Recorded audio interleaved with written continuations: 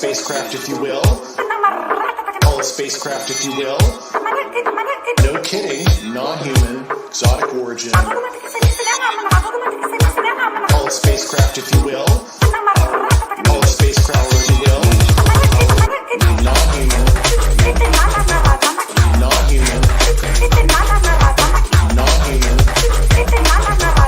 non-human. Call it spacecraft, if you will. Call it spacecraft, if you will. Non-human, non-human. We have spacecraft. We crashed. We have spacecraft. We crashed. We have spacecraft. We crashed. We have spacecraft. Spacecraft from another species. Spacecraft from another species. Spacecraft from another species. Spacecraft from another species. Spacecraft, spacecraft,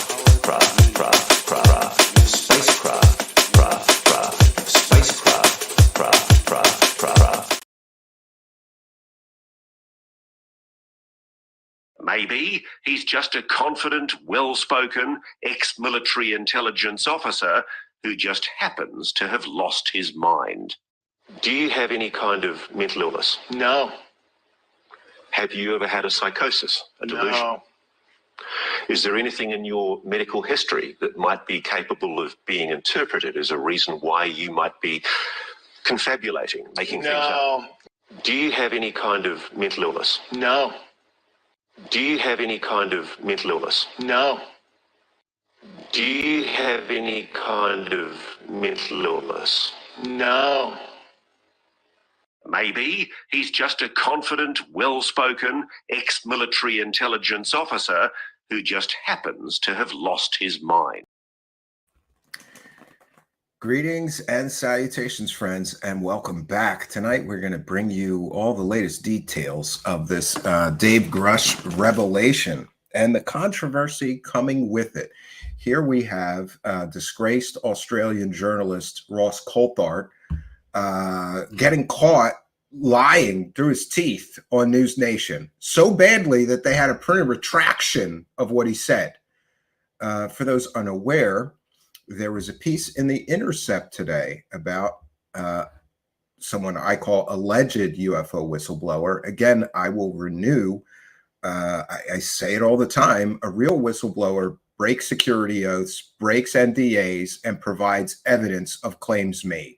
So far, this person, David Grusch, is actually just a storyteller. He's just repeating stories people told him and has provided no tangible or verifiable evidence. And I don't want to hear excuses about classifications, because the DOD cleared him to talk about alien bodies and alien spaceships and alien crash retrievals. He's allowed to talk about any of that. Where is the evidence? We have previously detailed the notorious history of the grifters all around him that are promoting and all profiting from his story. Is it not relevant that everybody connected to him has been caught selling 100% provably fake stories before about UFOs and aliens? Or many of the people connected to him have. Is it not relevant that people that he works for were once part of the TTSA techno scam? Is none of this relevant? And here we go. I love there's this fake outrage now because people are attacking this national hero, right? This decorated intelligence officer. Nobody's attacking him. People are providing the evidence and the facts of things in his past that should have been a red flag to the people selling this story. Should have been a huge red flag. And in fact, I feel fairly confident that a real journalist would not have touched this man's story if they vetted him and found out about the mental illness in his past. You're talking about a man who's making absolutely outrageous, out of this world claims of alien spacecraft and alien bodies. Now we get the stunning revelation that he has a history of mental illness. But in the piece that Ross Coulthart originally aired, they went out of their way to, take that off the table as a possibility for why he's making outrageous claims and doesn't seem to have any evidence to support his claims so far. Just stories. People told me this. Then, of course, there is the issue of his being autistic. So what we've got is a man with a history of mental illness and autism that all these UFO promoter profiteers can't wait to make money off of him. So I ask the public question, a question that demands an answer. Are UFO promoters taking advantage of a mentally ill autistic man in order to fill their pockets with UFO dollars? I'm entitled to my opinion. And in my opinion, yes, absolutely. The UFO grift squad, who has all of these people, Jeremy Corbell, George Knapp, Ross Coulthart, have all been caught 100% selling provably fake stories before. Now they're propping this guy up, telling him to go testify to Congress. We'll get some stories out of this, right? Who in their right mind would not think that a man with a history of mental illness making these claims, who in their right mind would not think it's not relevant that he has a history of mental illness? And what kind of a journalist would run with his story and then direct people away from that history of mental illness in the original interview that they were selling? Let's listen again. Maybe he's just a confident, well-spoken, ex-military intelligence officer who just happens to have lost his mind. Do you have any kind of mental illness? No. Have you ever had a psychosis, a delusion? No. Is there anything in your medical history that might be capable of being interpreted as a reason why you might be confabulating, making things up? No. Do you have any kind of mental illness? No. Do you have any kind of mental illness? No. Well, there's always an out. They're going to say, well, he doesn't currently have mental illness. He had mental illness before when he was committed or institutionalized under the order of a judge. And in Pennsylvania, this is called being 302'd. I wasn't really aware. That's a very common phrase or terminology where I live in the state of Pennsylvania. If someone is suffering such a mental breakdown that they get what's called 302'd, that means that a judge has to evaluate the situation and then make a decision to involuntarily place that person under psychiatric care in an institution. And this is often done when a person is termed to be a risk to themselves or others.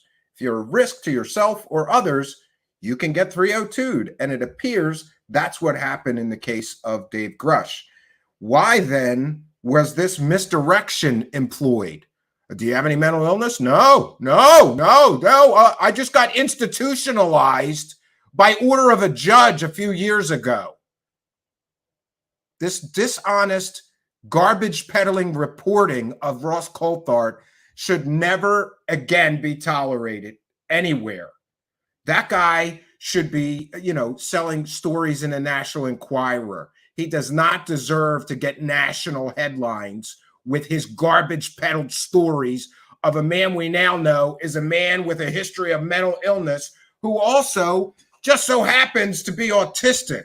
And listen, I am not attacking anybody with autism. I have a son who is very severely autistic. He's nonverbal. I'm his primary caretaker. I know a great deal about autism. So when people say that people with autism spectrum disorder are at risk of being manipulated because they can't tell when they're being lied to, these are scientific studies that prove that that is true.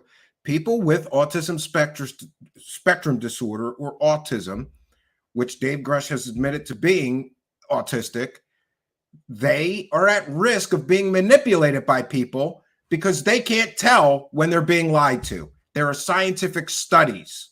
I have one here from Science News. We'll get into that. But before we do, let's get to the main article. I'm going to share this in the spirit of fair use as well. And the headline is quite shocking. UFO whistleblower kept security clearance after psychiatric detention. The star witness of Congress UFO hearings, David Grusch, retained his clearance despite alleged substance abuse issues, FOIA documents reveal. Non-human biological material recovered from purported UFO crash sites, a decades-long secret program to reverse engineer extraterrestrial spacecraft, a government cover-up employing administrative terrorism to silence truth tellers. These are some extraordinary claims made to Congress by David Grusch, 36-year-old retired Air Force intelligence officer who also served as an advisor to the Pentagon's Unidentified Aerial Phenomenon Task Force. Yeah, he worked with ghost hunter, poltergeist promoter Jay Stratton. There. Last month, the House Oversight Committee opened an investigation after Grusch claimed he was retaliated against for blowing the whistle on the U.S. government's alleged UAP recovery program. Security clearances of the sort Grusch has held are subject to strict requirements, including regarding psychological episodes and substance issues. Grusch has used his high-level clearance to shore up his credibility, telling the committee, "I was cleared to literally all relevant compartments and in a position of extreme trust in both my military and civilian capacities." But police records obtained by the Intercept under the Virginia Freedom of Information Act reveal that on October 1st, 2018, Grusch was committed to a mental health facility, based in part on a report that he, quote, made a suicidal statement, unquote, after Grusch's wife told him he was an alcoholic and suggested that he get help. Husband asked complainant to kill him, a police incident report produced by the London County Sheriff states. He is very angry, guns are locked up. Grusch did not respond to a request for comment emailed via his lawyer or to a voicemail left on his phone. But on Tuesday evening, Ross Coulthard, an Australian, it says independent journalist. He's an Australian disgraced journalist, right? who covers UFOs and has interviewed Grusch, posted a statement attributed to Grusch.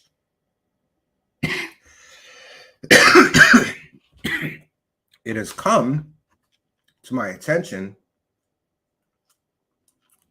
that the Intercept intends to publish an article about 2 incidents in 2014 and 2018 that highlight previous personal struggles I had with post-traumatic stress disorder. By the way, post-traumatic stress disorder is a mental disorder. So, you know, when he's asked, do you have, mental problems? Post-traumatic stress disorder is a mental problem. Grief and depression, the statement reads, as I stated under oath in my congressional testimony, over 40 credentialed intelligence and military personnel provided myself and my colleagues the information I transmitted to the intelligence community inspector general, and I took a leadership role to represent the concerns of these distinguished and patriotic individuals. Grusch's wife did not respond to several requests for comment. A former colleague of Grusch's expressed shock that he retained his clearance after the 2014 incident, which was also documented in public records obtained by the Intercept. I think it's like any insular group. Once you're in, they generally protect their own. And the former colleague, who asked not to be named because he feared professional reprisals, the former colleague said that the 2014 incident was known to Grusch's superiors, a claim that Coulthard appeared to confirm in an interview on News Nation, a subscription television network owned by Nexstar Media, who also is directly connected to George Knapp and Mystery Wire. The intelligence community and Defense Department clearly accepted there was no issue because he was allowed to keep his security clearance, Coulthard told Chris Cuomo Tuesday night. Yeah, it's really not an issue being 302'd and being forced to spend time in a mental institution. It's not a big deal, right? On the evening of October 1st, 2018, Grusch's wife contacted the London County Sheriff's Office to report that Grusch was drunk and suicidal, according to the incident report. She told him he was an alcoholic and he needed to get help, according to a narrative account from the sheriff's office. He replied, "I've just been waiting for you to kill me." Does this sound like a mentally stable man to you? It doesn't to me. Though the names are redacted, the document described a husband and wife at home that Grusch and his wife owned at the time. According to London County records, the property has since been sold. The incident report also describes the subject as Air International Guard and previously active duty Air Force. Grusch served in the Air Force and National Guard. The man could be violent and very strong, the report notes, adding that he might be suffering from post-traumatic stress disorder. Sometimes makes these threats when drunk, and the report continues, has never harmed himself. The narrative case report describes how law enforcement officers detaining Grusch under an emergency custody order and taking him to a local emergency room, where a mental health specialist decided to ask a magistrate to issue a temporary detention order. Based on the order, an officer transferred Grusch to London Adult Medical Psychiatric Services, an inpatient program in the Innova London Cornwall Medical Campus in Leesburg. A separate police report dated October 13, 2014 describes a similar incident. 27-year-old man threatening suicide at the property the county records show was owned at the time by Grusch and his ex-wife, Kendall McCurry. That property has since been sold. The report notes that, quote, he is violent, unquote, and, quote, has access to a weapon, unquote. McMurray did not respond to multiple requests for comment. 2 Republican members of the House Oversight Committee, Anna Paulina and Tim Burchett, were tasked with organizing the July 26 hearing after Grusch's whistleblower claims became public. Not all House Republicans are supportive of the effort. Rep. Mike Turner, chair of the House Intelligence Committee, has taken a dim view on Grusch's claim. Every decade, there's been individuals who said the United States has such pieces of unidentified flying objects that are from outer space, Turner said. There's no evidence of this, and it certainly would be quite a conspiracy for this to be maintained, especially at this level. Grusch emerged as the hearing's star witness, but his evidence was largely secondhand. When asked, Grusch hasn't seen any of the recovered alien vehicles or bodies himself, while two former Navy pilots' alleged unidentified aerial phenomenon, neither said anything about their provenance. Grusch was alone among the witnesses in attributing them to extraterrestrials. My testimony is based on information I have been given by individuals with a long-standing track record of legitimacy. Well, legitimacy is in the eye of the beholder. Is Eric Davis legitimate? Is Hal Puthoff legitimate? Is Lou Elizondo legitimate? Is Gary Nolan legitimate? I think that most reasonable and rational people would call those people UFO wackadoos. Who knows who he spoke to? Shortly after the Intercept reached out to Grusch for comment for this story, Coulthard went on Cuomo's show and said that the Intercept was planning to publish confidential medical records. Here's where we have Ross Coulthard completely lying. He tried to get ahead of this story and put out a conspiracy theory to muddy the waters. Coulthard claimed that this journalist was going to publish, quote, confidential medical records, unquote, about Grusch that have been leaked by the intelligence community. None of that is true. It's all fake. Coulthard made that up. He got caught lying, just as he's been caught lying, selling completely and totally fake stories at least twice before. Now he's caught lying, selling this story. And let's not forget the lie by omission, right? Did he know that Grusch had been 302'd, had been institutionalized for mental problems fairly recently? Why would he leave that out of the story? Well, this is what they do, right? Just as Jeremy Corbell and George Knapp sell a story about an alien spaceship and forget to tell you that there was military flares being dropped in the exact time and the exact place of that sighting, right?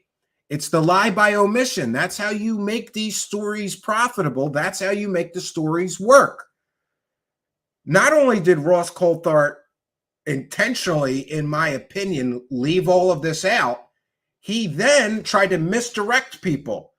Right? Oh, do you have any mental illness? No. I just got institutionalized a few years ago. I got forcibly put in a mental ward a few years ago, but no, I don't have any mental illness.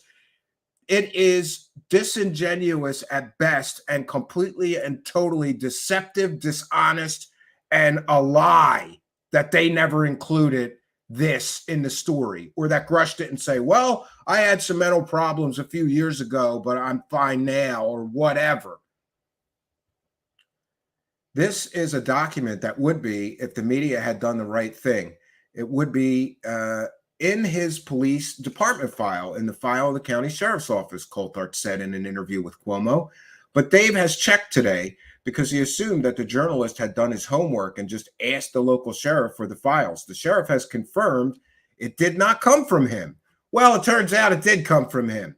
It did come from the sheriff's office. So how many times is Ross Coulthard going to lie in one interview to try to cover the fact that all of this is coming out now, right? The only other place that had this information is the intelligence community. Dave's personal files inside the intelligence community were quite properly, when anybody is security assist, things like that have to be looked at. And somebody inside the intelligence community leaked it. Completely and totally 100% false statement. No one inside the intelligence community leaked it. It was a FOIA request. And it wasn't medical records. How many times is Ross Coulthard going to lie about one thing? It wasn't leaked by intelligence community members.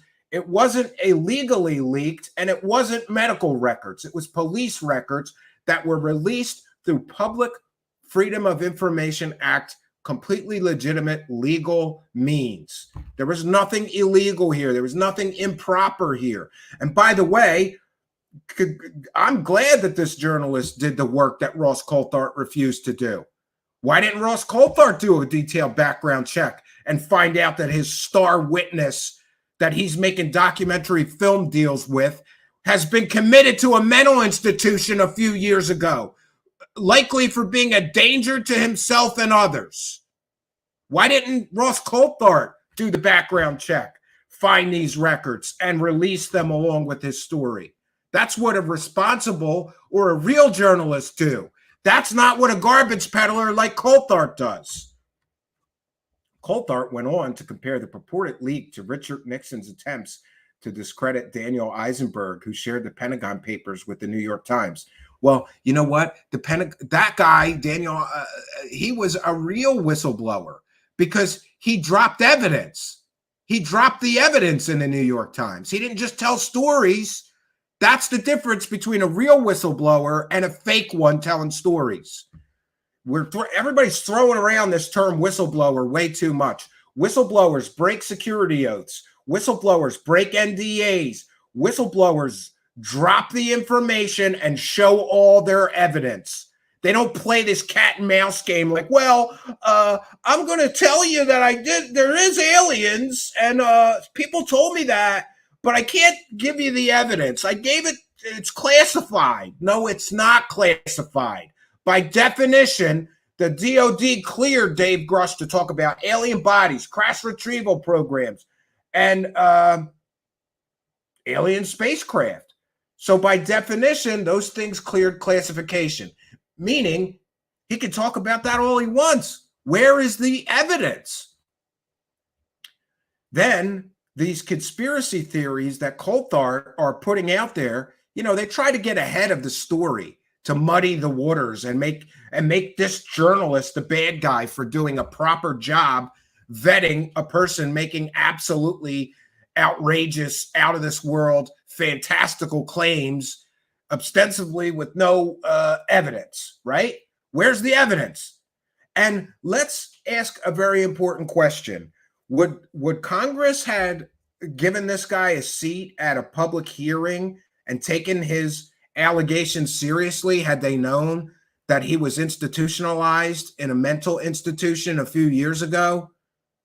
And I just really think that these people that are selling his story took advantage of this man. Then we got Burchett. In an interview Wednesday morning, Burchett repeated the false claim that Grusch's medical records had been leaked, going as far to say that someone needs to lose their job. The records, and here's where we get the facts. The records were not confidential, medical, nor leaked. They are publicly available law enforcement records obtained under a routine Virginia FOIA request to the London County Sheriff's Office and provided by the office's FOIA coordinator. Copies of the Intercept's correspondence with the Sheriff's Office are being published with this story. In a clip from the previous interview with Coulthard that was included in Tuesday's Cuomo segment, Grusch suggested that his struggle with PTSD was behind him. Great. So Coulthard's comments would not be the first instance of misinformed media coverage of Grusch's case. The law firm representing Grusch, Compass Rose Legal, issued a statement in June warning of misstatements in the media throughout the nature of their representation of Grusch, which was stressed as narrowly scoped. The whistleblower disclosure did not speak to the specifics of alleged classified information that Mr. Grusch has now publicly characterized, and the substance of the information has always been outside of the scope of Compass Rose representation. In other words, even a lawyer's not saying that he has evidence. Great. Compass Rose took no position and takes no position on the contents of the withheld information. Grusch's ability to keep his security clearance appears to contrast with the government's treatment of other employees. Shortly after President Joe Biden's inauguration, for example, dozens of White House staffers were reportedly denied clearances for past marijuana use, including in states where it was legal. Great. Yeah, so the debrief cast him as a decorated former combat officer, a phrase echoed repeatedly by Coulthard. This is a great article. By the way, I will do the right thing here and add it to our this description of our video. 1 second here. Let me do that. Someday I'll learn to do that before the show. So I apologize, but let me put that in here. I'll just put article cited. And we've kind of heard enough. It's important and that we put this article in context, because we've talked over and over and over again about the lie by omission, right? This is how these grifters sell their stories. They don't give you the whole story. Now we're getting a bigger part of the story. Now, anybody who says that a person who was forced to go to a mental institution, right, by a judge, anybody who says that's not relevant when the guy's making outrageous claims of aliens and things like that, you live in a delusional fairy tale world, because wouldn't most people say, oh, the guy was a mental patient not long ago, that's why he's making crazy claims? Yeah, Spooky, I will do that now. Thank you. Sorry that you had to do that to get my attention. Do you mean on Facebook or Twitter? Well, either way, I'll check. 1 second, friends. Sometimes people are giving me up to the minute information that I did not have at the time of broadcast. 1 second.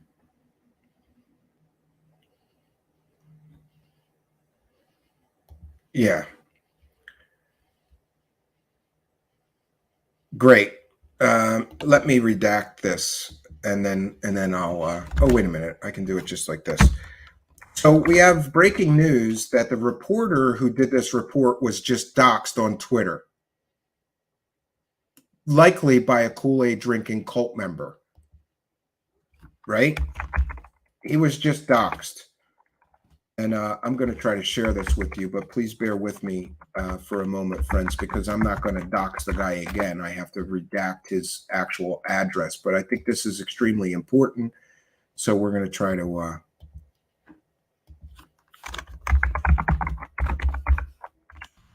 1 second.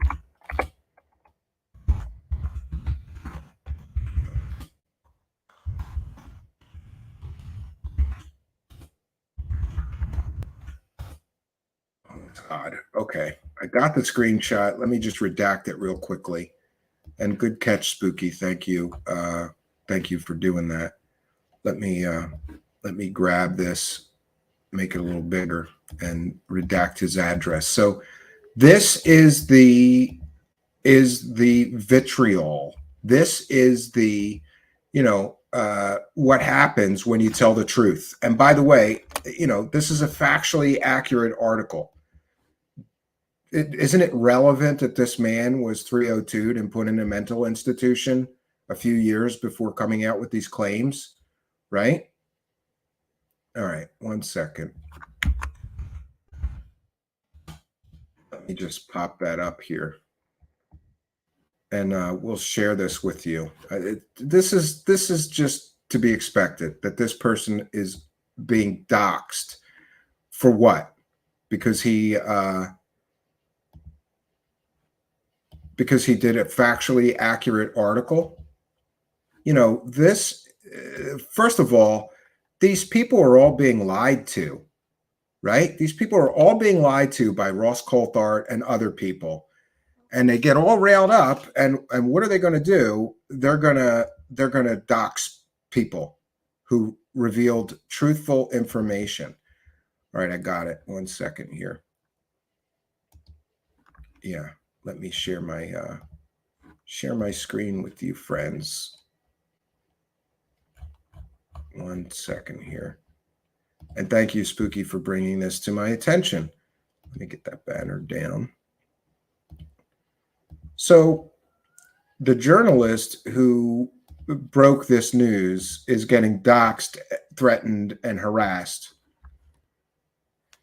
Here we have it. If I was going to throw eggs at some windows, I'd go to, and then they gave his personal address. See how doxing someone's personal information works, Ken? Amazing that people just think it's okay to do things like this. Amazing. 1 second here. Also, I forgot. So we're going to get into next this issue of Mr. Grusch also being autistic. You know, before anybody accuses me of attacking a person with autism, you should know that my family is very severely affected by autism. My eldest son, Zachary, is nonverbal autistic. What does that mean? That means he doesn't speak or barely speaks.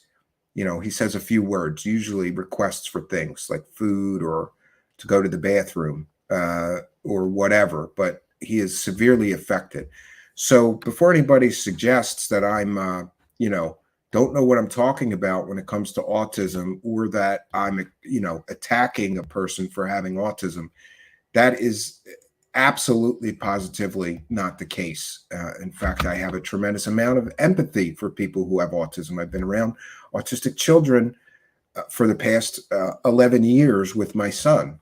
I've done an incredible amount of research with autism. And as soon as I heard that Mr. Grusch had autism, I was very concerned that he was being manipulated. And there's a reason for that. People with autism are just easy to manipulate. There, I said it. And this is coming from the father of a severely autistic child who, and by the way, I have been his primary caretaker for 10 years now. So, you know, I'm not making that statement lightly. People with autism are easy to manipulate, easier to manipulate than someone that is not affected by autism. That is a scientific fact. There's been multiple studies that prove this. And I have one from Science News, which I will share. Let me share my screen. And again, this is fair use as well.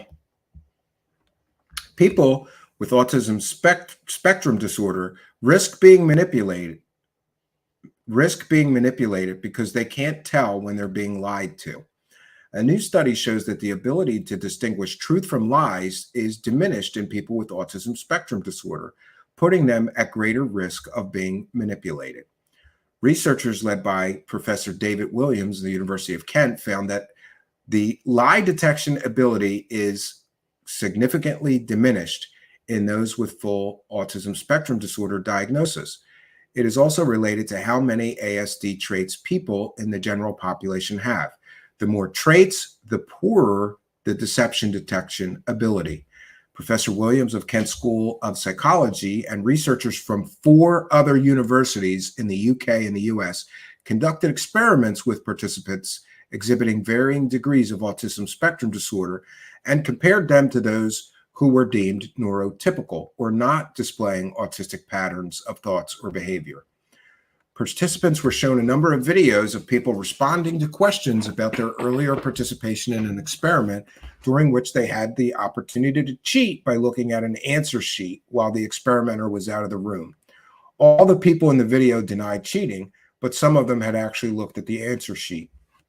Participants had to judge whether the people in each video were lying or not.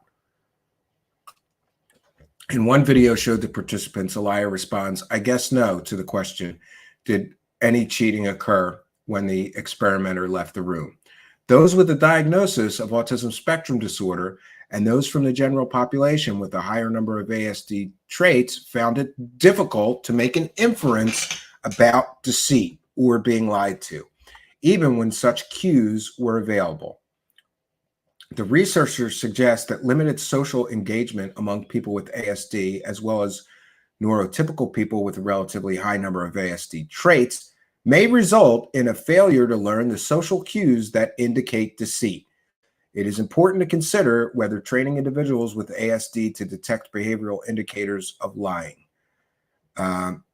They conclude that if such training were successful, it would represent a significant opportunity to enhance the lives of the group of people who, on the basis of the result of our anecdotal reports, are clearly susceptible to exploitation.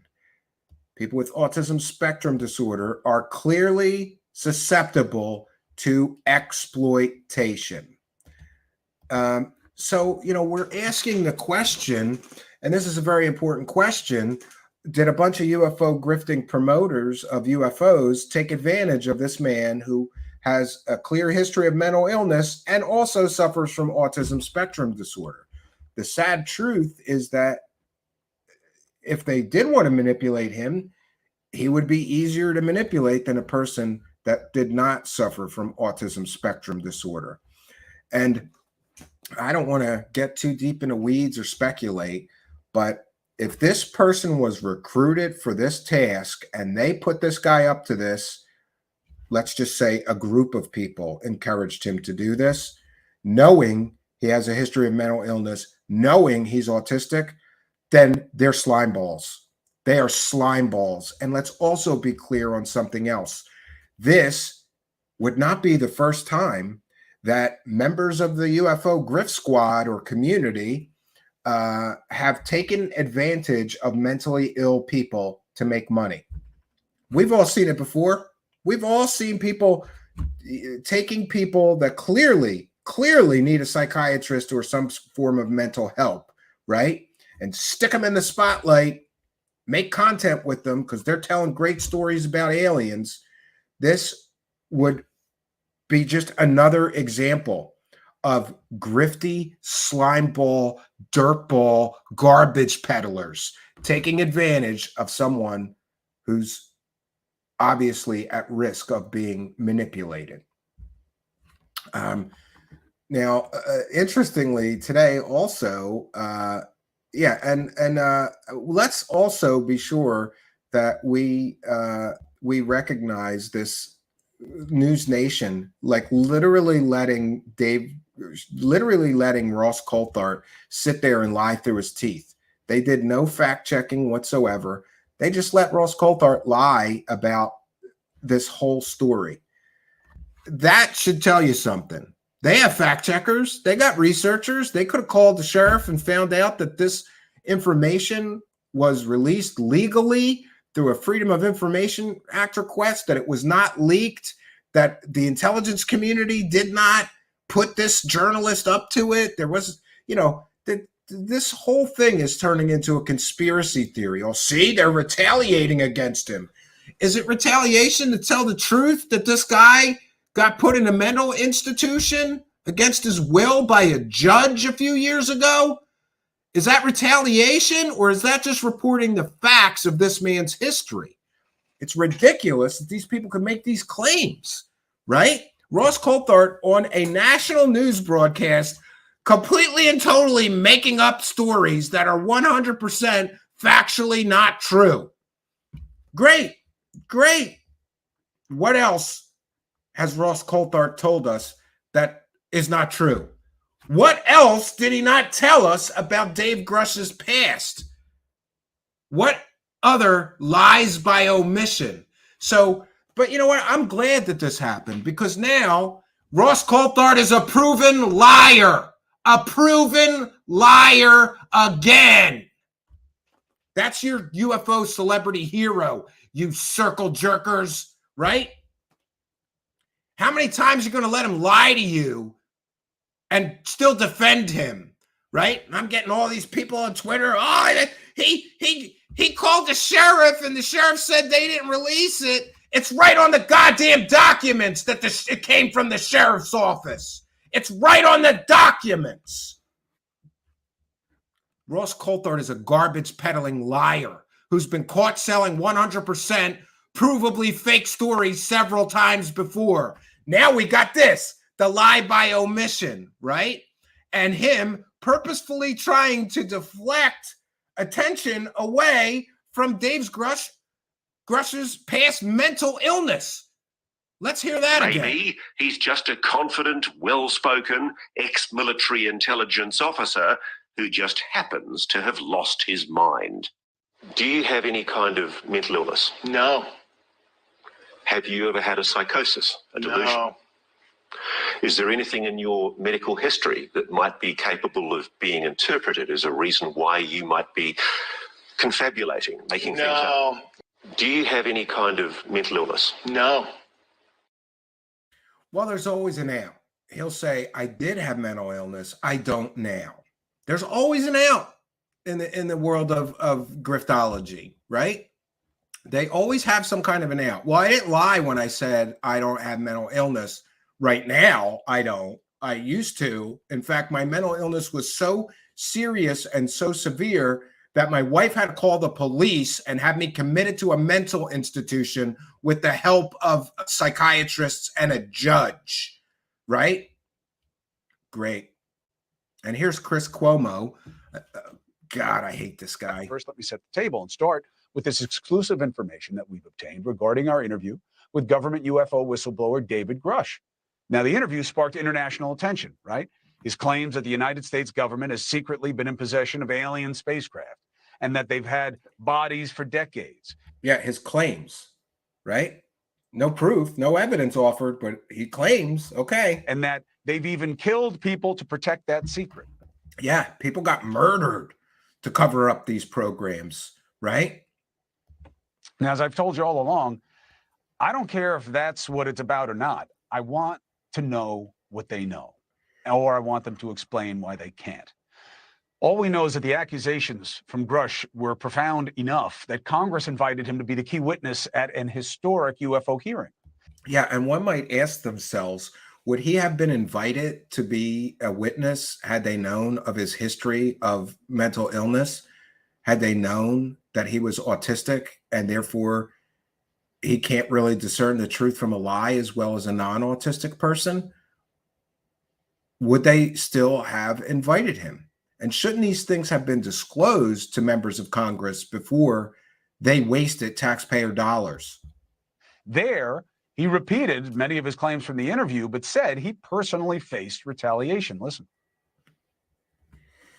Have you faced any retaliation or reprisals for any of your testimony or anything on these lines? Yeah, I have to be careful what I say. It was very brutal and very unfortunate, some of the tactics they used to hurt me both professionally and personally, to be quite frank. Yeah.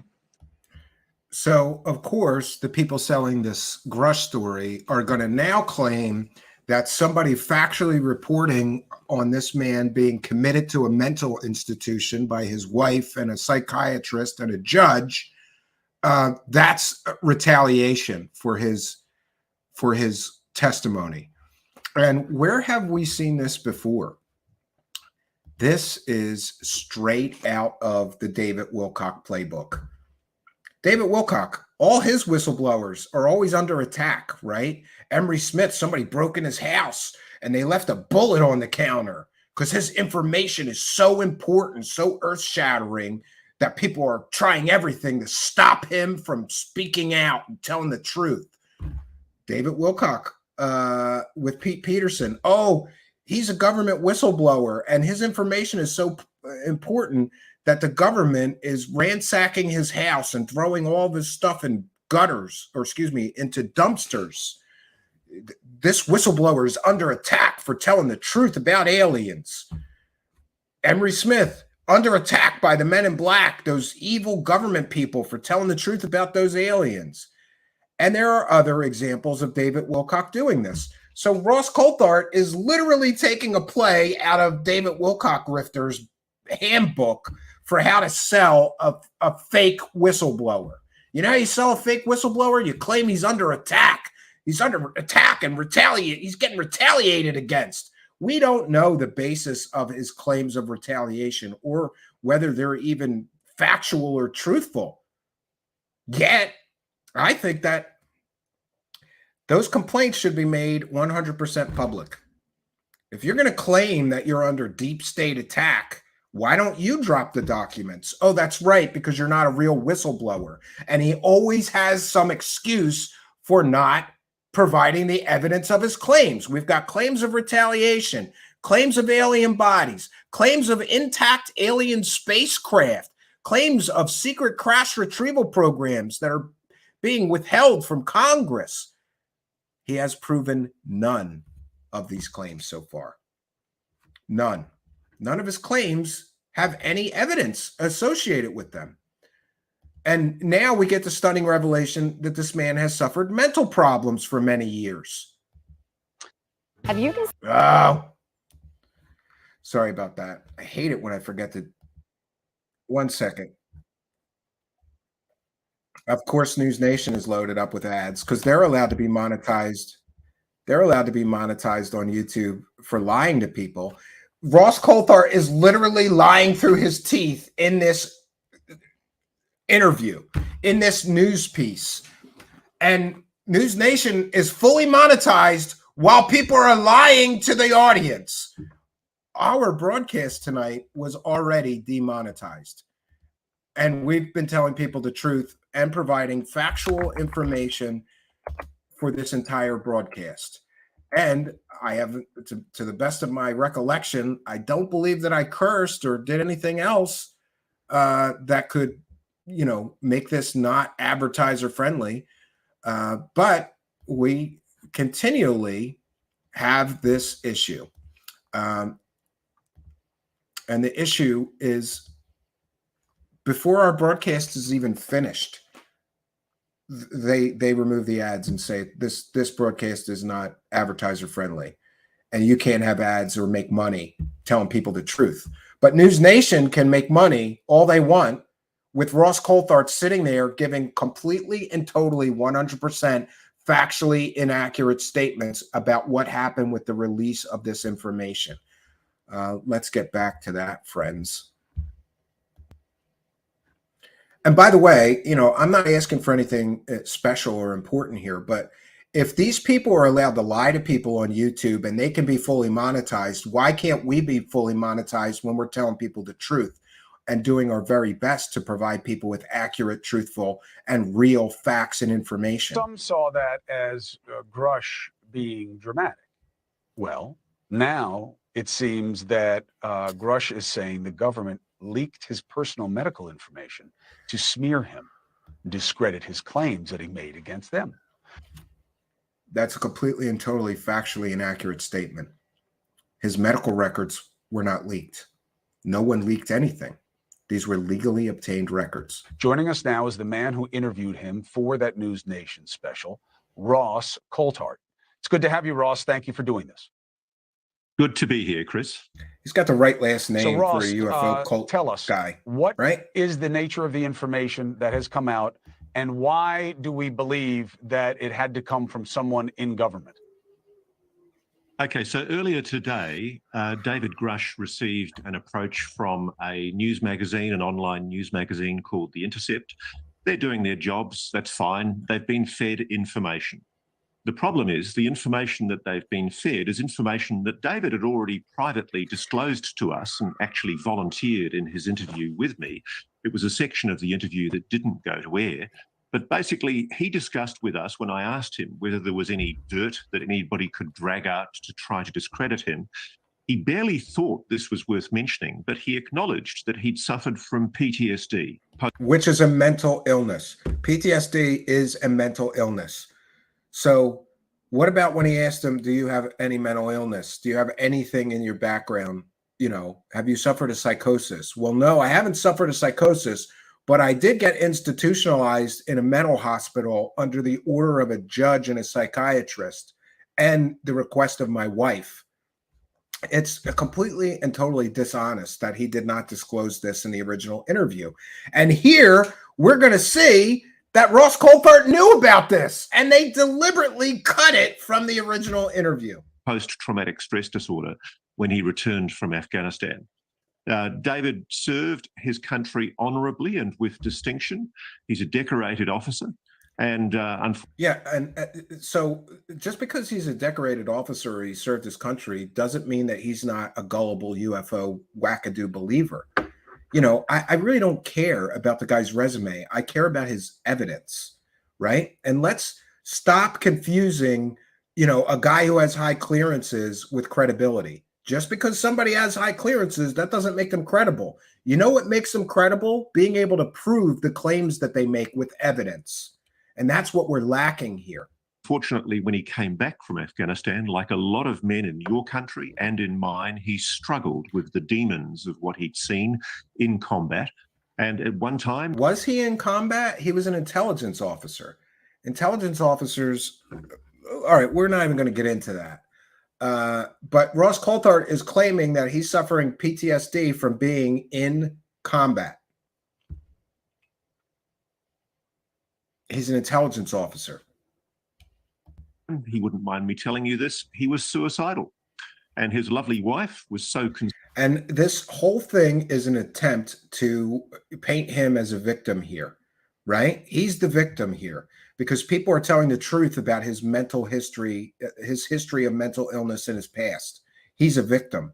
No, people are providing factual information about a man making extremely bold, outrageous claims and not providing evidence. I think that that is entirely warranted. If somebody's going to get up in front of Congress and say, we have alien bodies, we have alien spaceships, I think it's relevant that they were institutionalized in a mental institution a few years before making those claims. And for anybody that doesn't think that's relevant, you know, go ask the psychiatrist. I'm not a psychiatrist. All I can offer you is my opinion. But in my opinion, I would think that most psychiatrists would say that if somebody has a history of mental illness, claims like alien body claims or spaceship claims should be taken with a high degree of skepticism from somebody with a history of mental illness.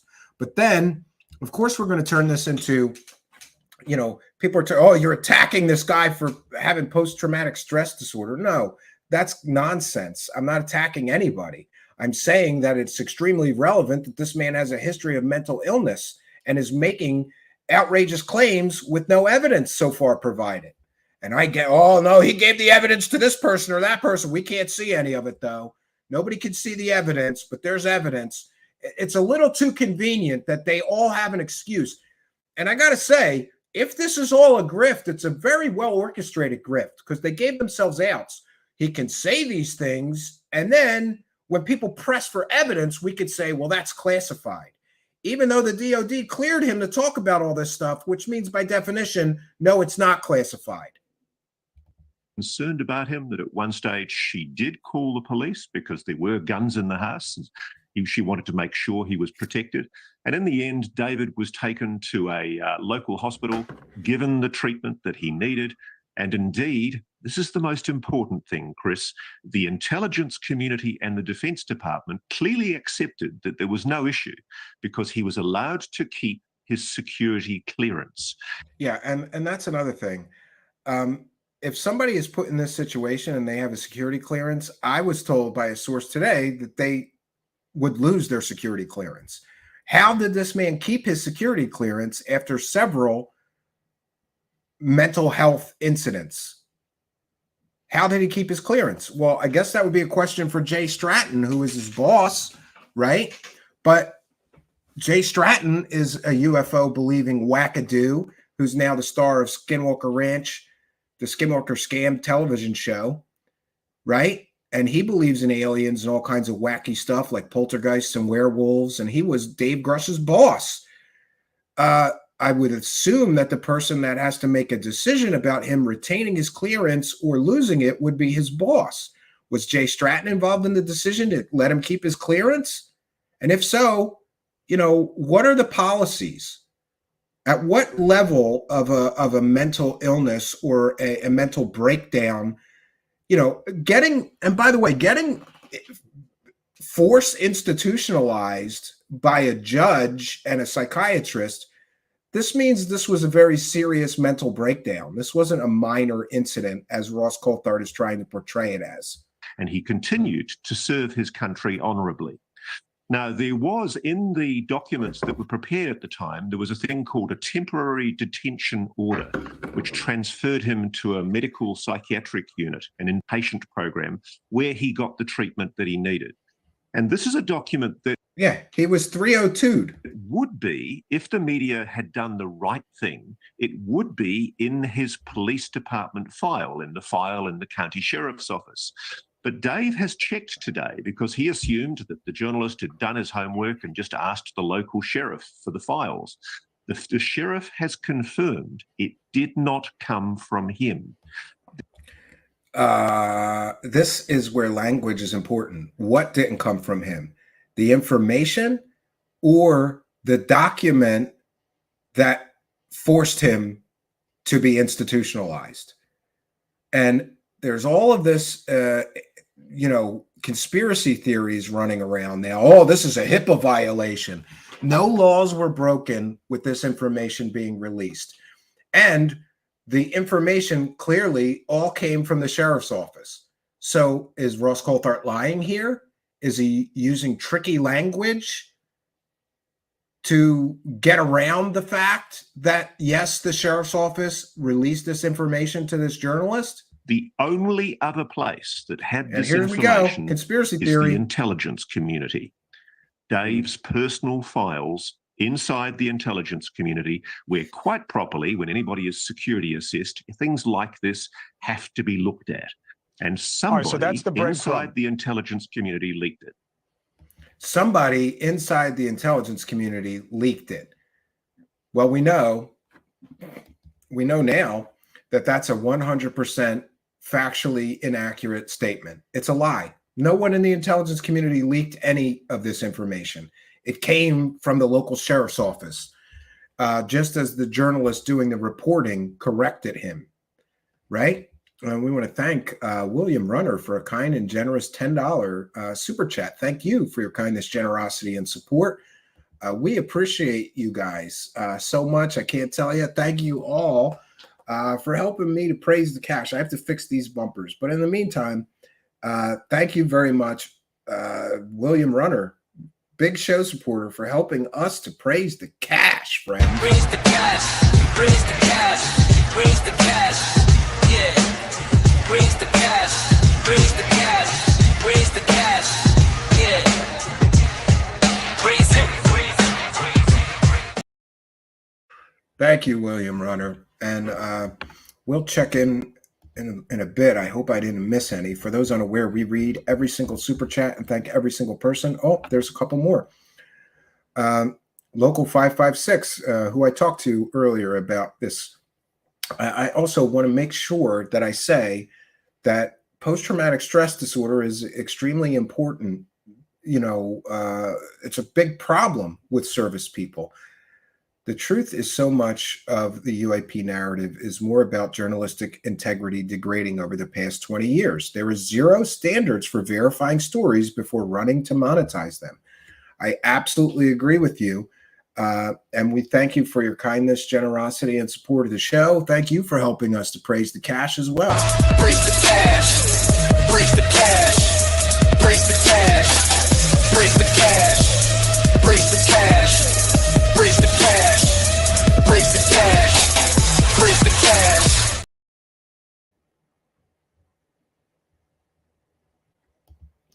When did I scream the same thing over and over again, Ron Brock? I see we have some critics here. There's nothing in the YouTube advertiser-friendly guidelines that say that you can't be animated, right?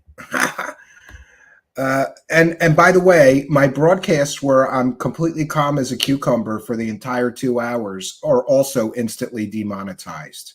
So, you know, whatever people say, there's always some excuse, right? The fact remains that Ross Coulthart is right now live on YouTube. Well, this isn't live, but the video is live.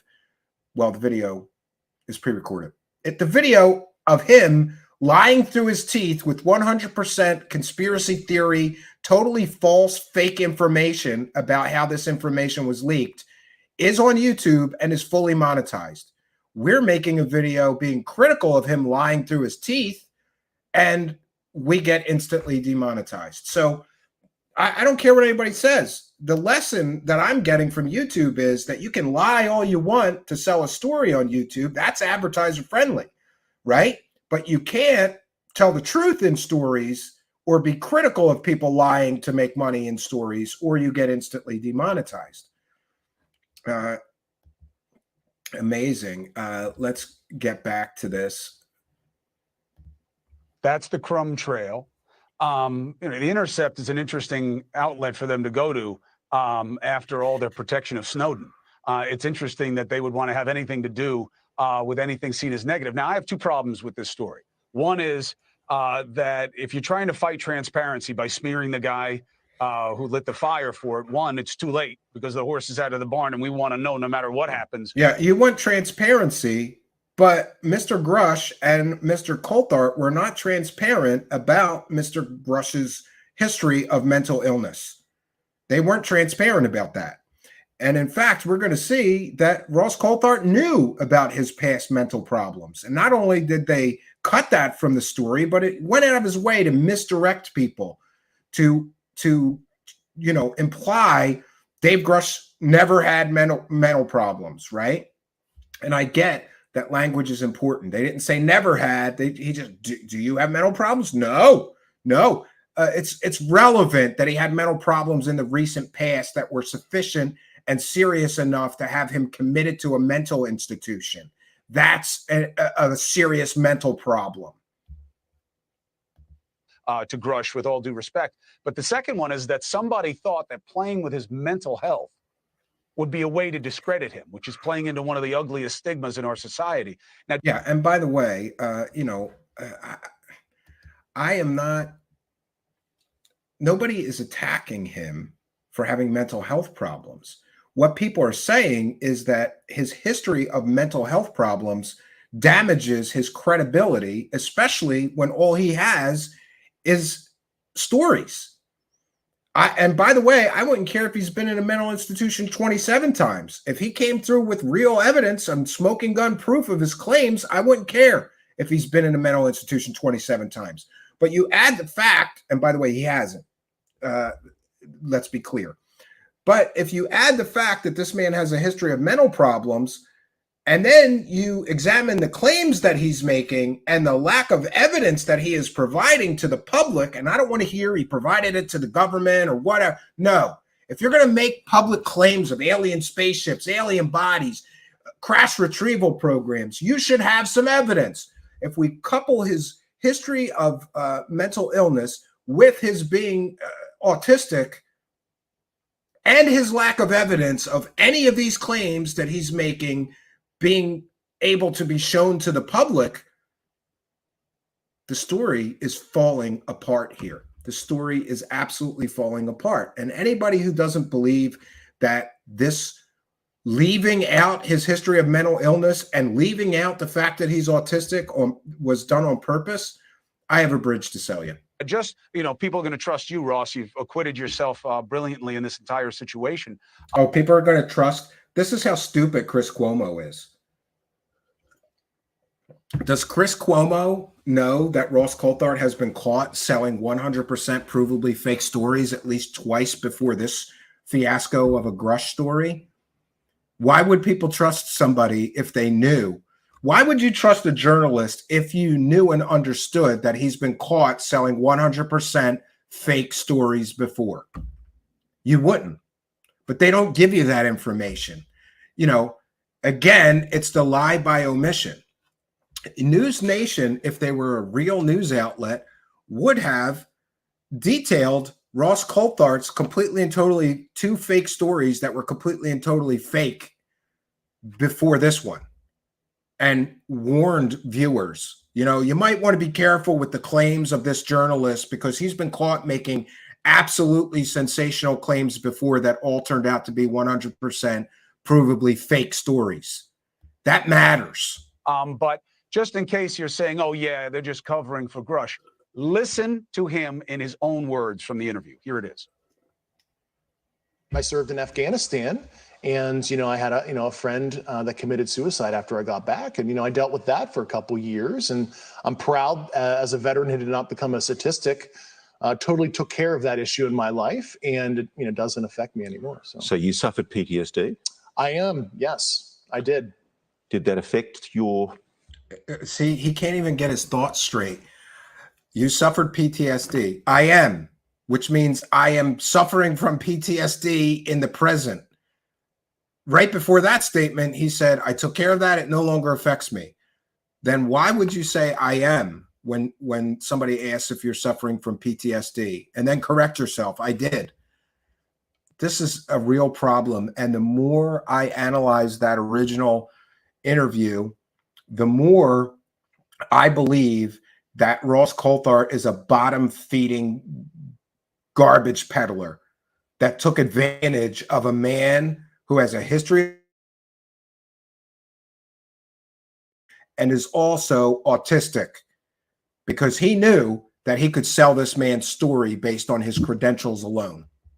Explanation of what's happening today? Is it possible that you're deluding yourself? No, absolutely not. You know, I'm very proud to admit that that was an issue in my life, and I encourage, you know, veterans watching here to, you know, get help so they're not a statistic, like a good friend of mine. So I've got to be blunt about this. Yeah. You're not making this up. This is not a lie. No, absolutely not. 1 second, friends. We'll skip me complaining about all the ads on News Nation. It's 3 ads so far, and we're 5 minutes in. 3 ads every 5 minutes. Great. Good for them. They can make money lying to people. We're not allowed to make money here with ads when we're telling people the truth. It's great that you asked him about it. So what is your take on what's happening here? Well, you know, it's funny. The parallels here, Chris, are amazing. It's 52 years since Daniel Ellsberg, the last great now he's going to whistleblower on the equate Defense this to a real was whistleblower. literally, his psychiatrist's office was burgled in, I think, 1971 in an effort to try and discredit him. And medical records of Daniel Ellsberg were procured by the Nixon administration and used to try and denigrate him. It blew up in the intelligence community's face at the time. And frankly, I think there should be an inquiry into the circumstances of how sensitive records pertaining to a decorated combat veteran's file found their way to a journalist, not through the proper channels. It was through the proper channels. Ross Coulthart is completely and totally lying. The journalist did nothing wrong. He filed a legal Freedom of Information Act request for publicly available and police records. Police records are public record. They have to give you police records. There was nothing improper done. And for Ross Coulthart to suggest that something improper was done or something was leaked or they illegally leaked it, this is him trying to muddy the waters. Let's talk about how they attacked Dave Grusch and illegally released his medical records as a retaliatory thing.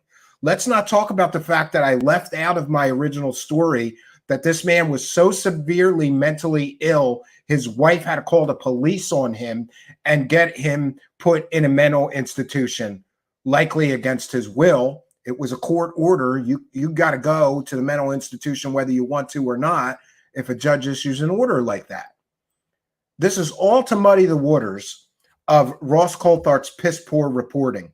He was supposed to vet this man. So there's 2 choices. Either he knew this man had spent time in a mental institution and purposefully left it out, or he was so lazy in his vetting of Mr. Grush's background that he didn't do the work. Those are the only 2 choices. And nothing illegal was done. This was all legal and proper, what this journalist did. Could have been requested under FOI, as is normal, but the county sheriff has confirmed that did not happen. Yes, it did. Those records came directly from the sheriff's office, and the documents themselves prove that they came from the sheriff's office. So is Coulthart lying when he's saying that the sheriff claimed they didn't give them the records? What's going on here, man? Talk about muddying the waters. And this is a man who suffered, literally had a phone call with one of his best friends, a guy serving in special operations. That best friend finished the phone call, and then apparently he shot himself very soon after. And that's a yeah. And here we go. Let's all feel sorry for this guy. I'm sorry. You know, everybody experiences tragedy. I'm not trying to make light of that, but again, let's muddy the waters and make everybody feel sorry for this man who has made absolutely fantastical claims, but so far, it's been several months now, has provided no evidence. But he got a documentary deal, so there's that, right? Well, first of all, and all the people selling this story sure made a lot of money off of him, right? So there's that. I've suffered the loss of friends myself like that. It's a horrible thing to happen. And for anyone to seek to use the suffering of veterans, people who are... Yeah, here we go. Again, feel sorry for this man. How dare they attack his history of mental illness?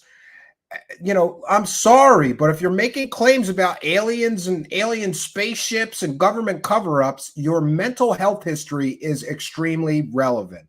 Dealing with PTSD is utterly reprehensible. It's contemptible. And Yeah, you know what else is contemptible and utterly reprehensible? You lying through your teeth that these records were illegally leaked by the intelligence community. You not including his history of mental illness in your original story.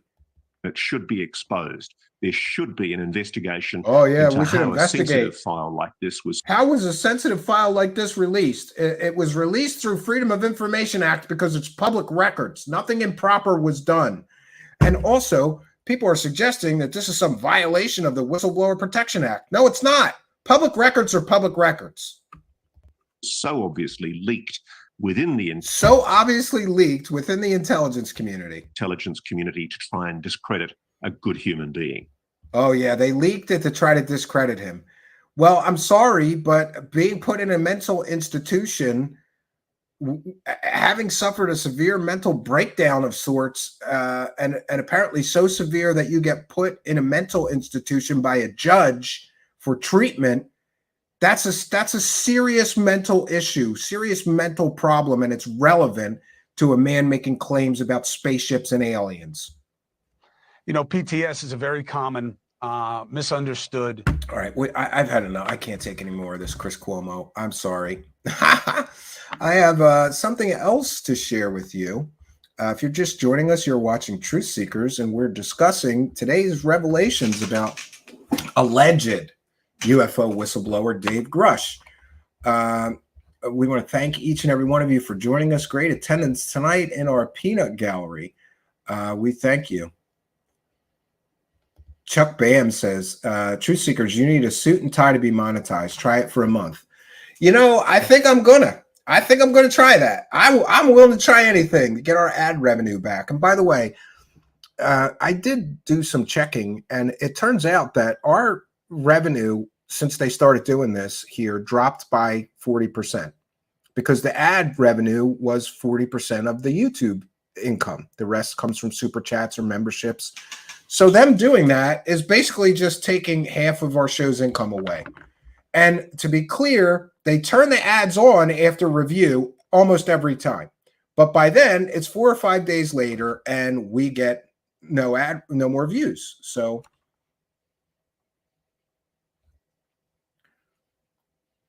okay, 1 second here. I was thinking of Hecker all the time with hallucinations, says Foxy Friends. Yeah, I have something else to share with you because interestingly today, a new video dropped from the New York Post with Stephen Greenstreet and Mick West talking about Jeremy Corbell's and George Knapp's manipulation of Congress. And this was before the news broke. So not only do we have George Knapp and Jeremy Corbell manipulating Congress, you know, so that they can have some, you know, great material to sell their audiences. Now we get the stunning revelations that the man that they put front and center to be the front man of all of this is a man with a history of severe mental illness and is also autistic. On July 26th, there was a historic congressional hearing on UFOs. 3 so-called witnesses, 2 of them actually never saw a UFO, testified to congressional leaders about UFOs and aliens. We previously released a breakdown of red flags, inaccuracies. Yeah, I did a red flag video too. From this He's hearing. a good company. A link to this video is in the description below. The star witness of the hearing was David Grusch, who claims alien UFOs have crashed on Earth. In the government. Yeah, and is now a confirmed person with mental illness in his past. And they left that part of the story out when they were selling that story.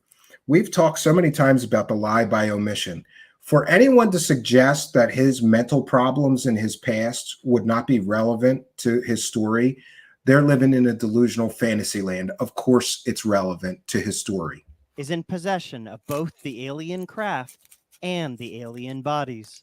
In this video, we'll discuss the Dubious characters characters. connected to Grusch and how they played a role in pushing UFOs Oh, all look the at way the to Congress. grifts of a Another feather red grift flag even together. before the hearing started, Mick, was the presence and involvement of George Knapp and Jeremy Corbell, who sat front and center at the hearing, walked into the hearing like rock stars. Yeah, why is it that people who have sold provably fake UFO stories for years to the tune of millions of dollars get reserved seating at a congressional hearing?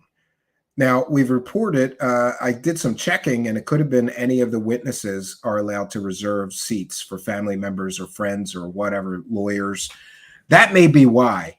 But as an American tax-paying citizen, I object to these two bottom-feeding UFO grifters who have been caught selling fake UFO stories for years now to the tune of millions of dollars. Why are they treated like VIPs?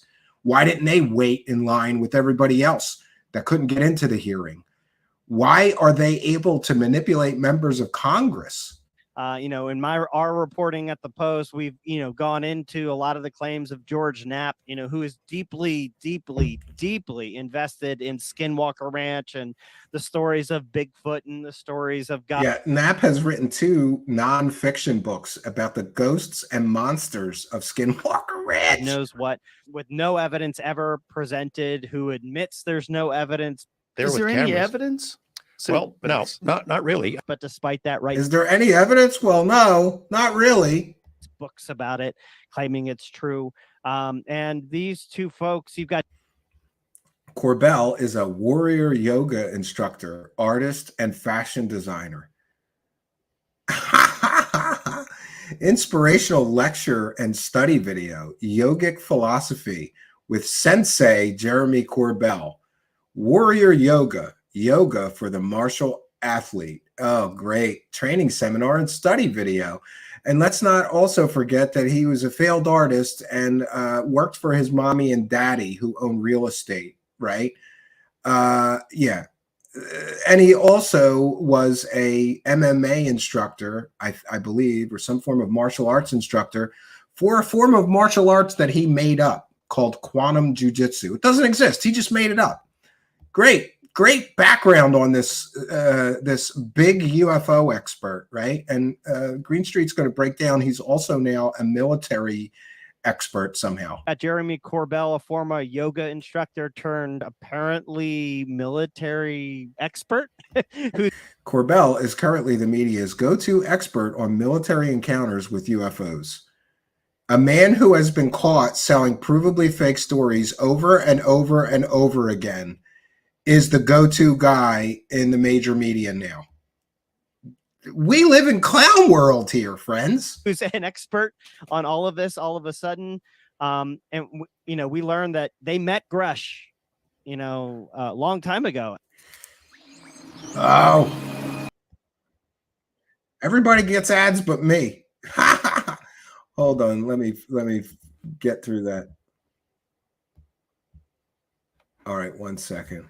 Next time I'm going to remember to post these on a channel that we keep to do things like that and leave it unmonetized. I apologize, friends. Time ago, Dave Grusch approached us first at like a Star Trek convention or something. We actually did Star Trek convention. He came to the event. He heard our presentation. We spent some time together to talk about topics of mutual interest. And then they met up at a UFO conference. And there's a photo of Grusch sitting at a table with George Knapp, with Jay Strapp. Yeah, the gang's all here. Taylor. All the grifters. Those three deeply involved with Skinwalker Ranch, deeply involved with dubious claims of just the craziest stuff ever, and never presented any evidence. They're sitting right behind Grusch, and then Burchett thanks them. Yeah, that was wild. Everybody for making this happen today. Thanks to my UFO grifter friends. Thank you, guys. Yeah, Jeremy Corbell. The grifter friends. What were your thoughts on that whole? Ridiculous. That was ridiculous, and that was a big red flag. And as soon as I saw like the witnesses lined up, you had Graves, Grusch, and Fravor, and right behind on either side, Grusch, very, very visible, were George Knapp and Jeremy Corbell, who, as you know, have this very dubious history of inaccurate reporting of UFOs. And a great Inaccurate example of that reporting. was this recent case from 29 Palms, which was a video that was released by Jeremy Corbell and George Knapp. They said that there was this flare giant story. triangular craft the size of a football field that was hovering over this camp for a long period of time. And it was flares. And I believe they knew it was flares. That went everywhere. That story went everywhere, all over the news as this triangle UFO, this spooky ship, this craft for weeks. Mystery in the sky. Do you It's not a mystery. It's flares. see the 5 dots there on your screen? Looks like a triangle seeming to hover over a base at a 29 Palms. A triangular formation of light. Could this really be a mass UFO sighting? Joining us now is Jeremy Corbell. And Jeremy Corbell Jeremy himself joins us Corbell, right now. the Jeremy expert. Corbell. He's an Thank you so much expert, and he doesn't know when he's looking at flares. Listen, all you need to know about this whole clown show is the whole clown show with the flares, right? There's two possibilities. Either Jeremy Corbell and George Knapp knew it was flares and purposefully kept that from, being included in the story, or they're the dumbest, laziest UFO investigators on planet Earth. Those are your two choices. And Jeremy Corbell, you can either choose to be a purposeful con man and grifter who purposefully sold a story that you knew was flares as a triangle-shaped alien spacecraft that's a football field in length, or you are an idiot. Those are Corbell's choices. And absolutely the same for George Knapp. Remember, they said they were investigating that story for 2 years. And in 2 years, they didn't find out that there was military exercises in that exact area at that exact time. How come internet sleuths found that information instantly? And how come somebody who's an impartial observer, somebody like Mick West or John from the Black Vault, could instantly identify that so-called alien spacecraft as flares minutes after they broadcast it? But Corbell still doubles down and pretends that it can't be flares. For coming in. Well, he did for a time, and then they finally had to give it up. Thanks for having me. And then it was almost immediately proven to be flares. What it actually was what a lot of people pointed out within minutes of the video being released was flares. Very common source of UFO sightings are military flares because they often... Yeah, and something like military flares should be eliminated before you jump to the aliens explanation. But that's not what these garbage peddlers do. They jump ahead to the aliens before they actually exclude other prosaic or ordinary explanations. That's how the grift works. Drop them in patterns, and they're quite large in the sky, their spacing, and they descend fairly slowly and stay there for a while. So we proved like 100% exactly what these were, these flares. It really wasn't that hard to figure it out. It wasn't that hard to figure it out. I love Mick West. He is like diplomatic even when he's calling somebody an idiot, right? He's like, it wasn't that hard to figure this out. And George Knapp, they were the people responsible for leaking the green triangle video. And They called it, yeah, and Knapp, Corbell, they're reporting it was flying pyramids. Yeah, they said these green triangles were actually They were pyramid shaped. Yeah, triangular shaped. And they were actually like a bunch of pyramid spaceships. Things. LA-based investigative filmmaker Jeremy Corbell recently released this video taken by the Navy, showing what he describes as pyramid-shaped UFOs. UFOs are real. Notice how he watermarks these videos too, which, by the way, are the property of the United States government, meaning they belong to all the taxpayers. He has no right to sell those or to put his watermark on those. And I have asked a very important question that demands an answer. You see that pyramid fake UFO video being played on major news networks all over the world. Is he getting a royalty?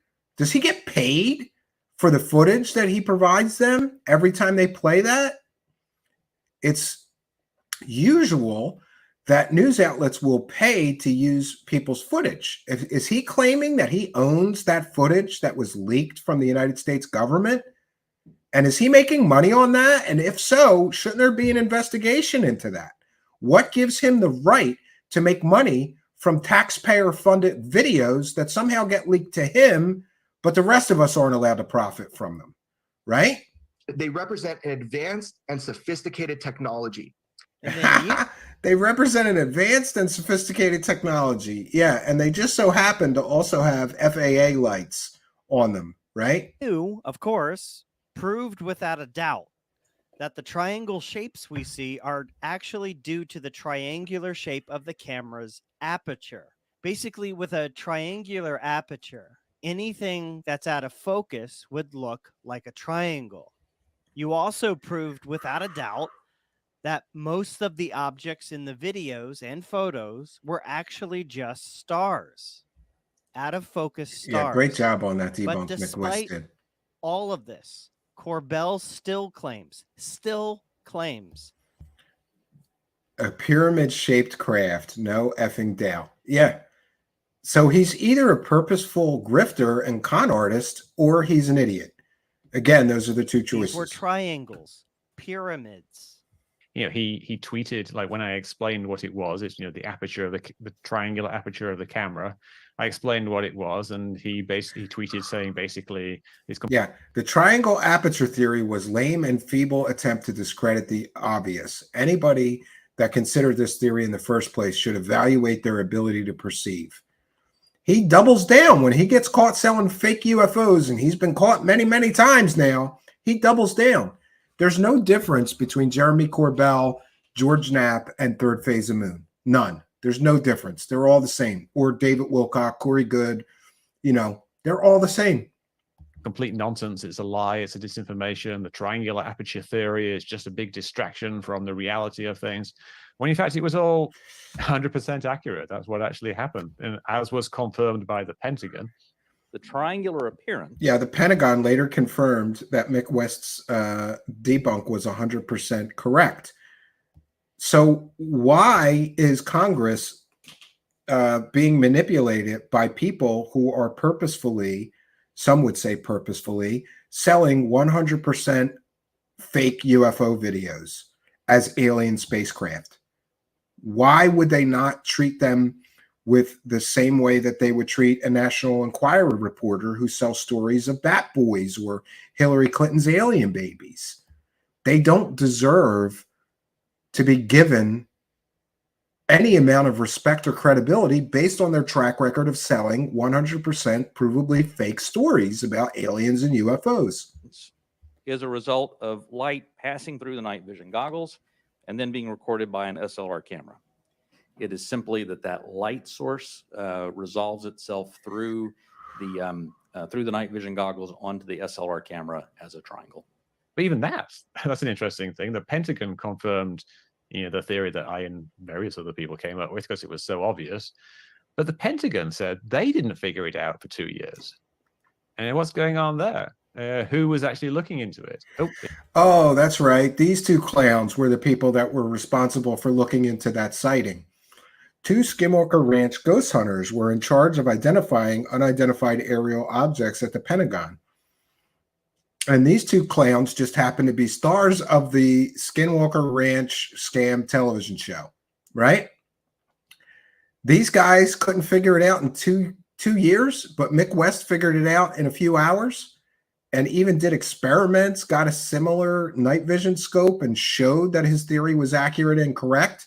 He got star charts out, Mick West did, and showed that most of the objects in the video were just stars, right?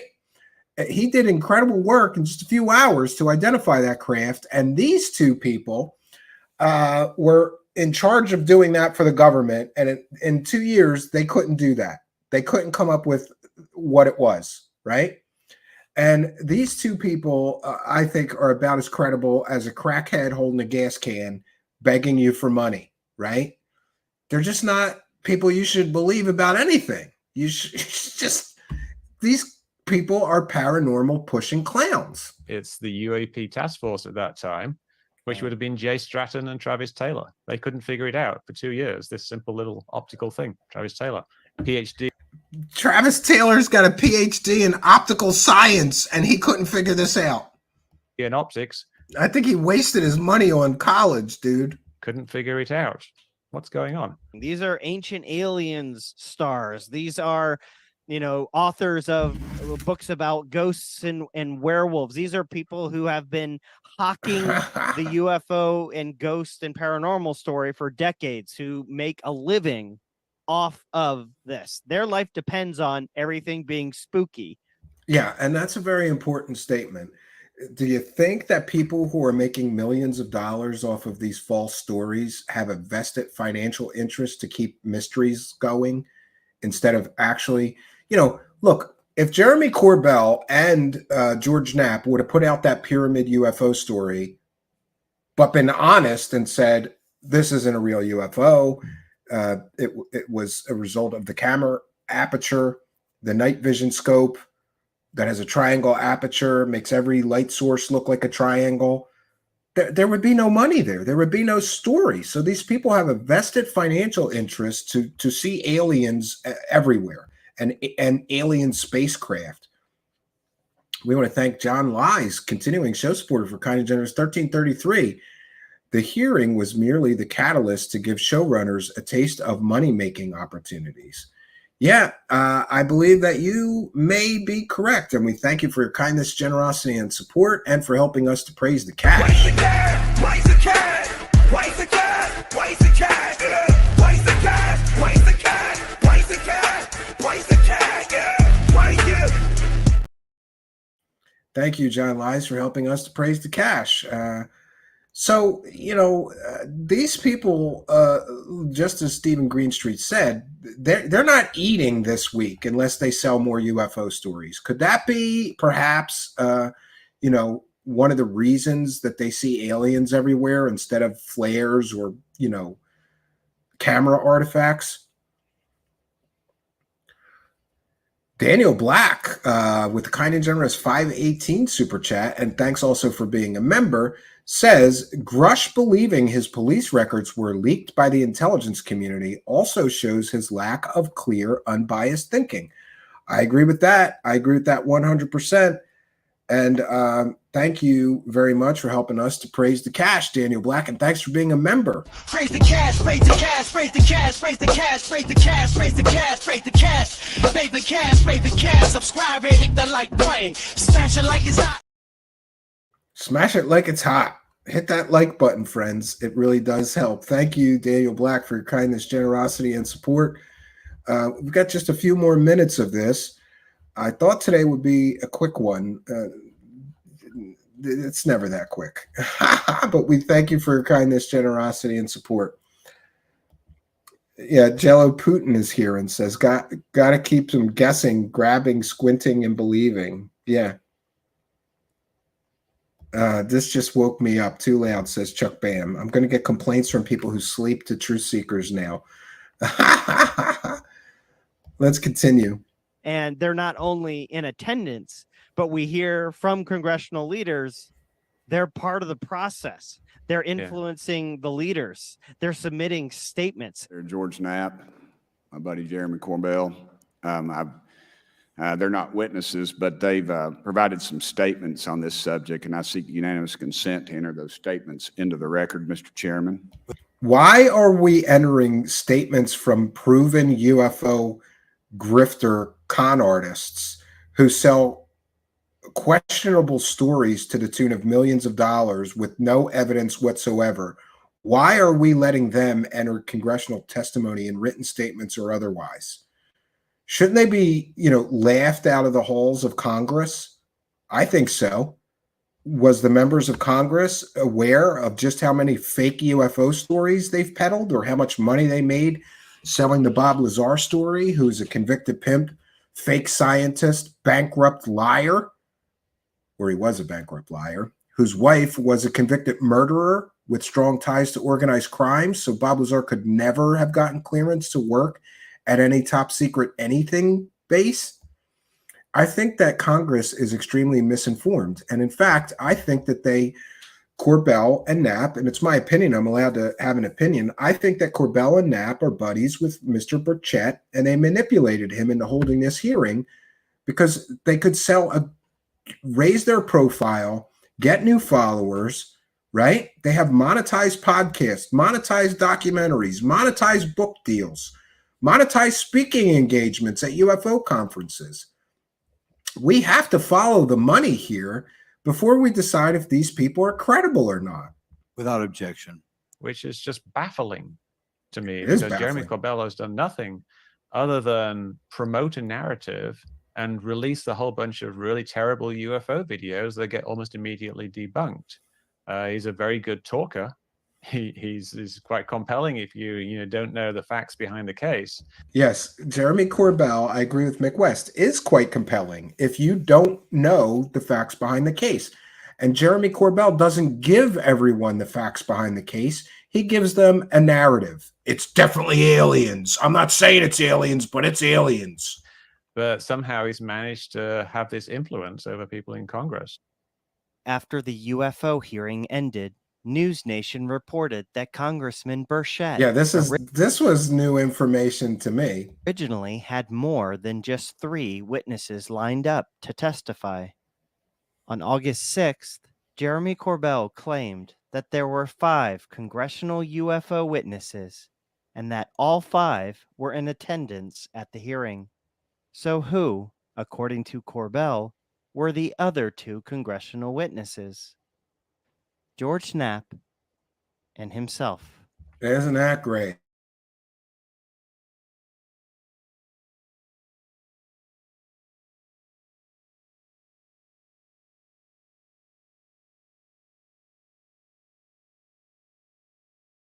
Testify to Congress, that's an outrage. The fact that they let them put written statements in is an outrage.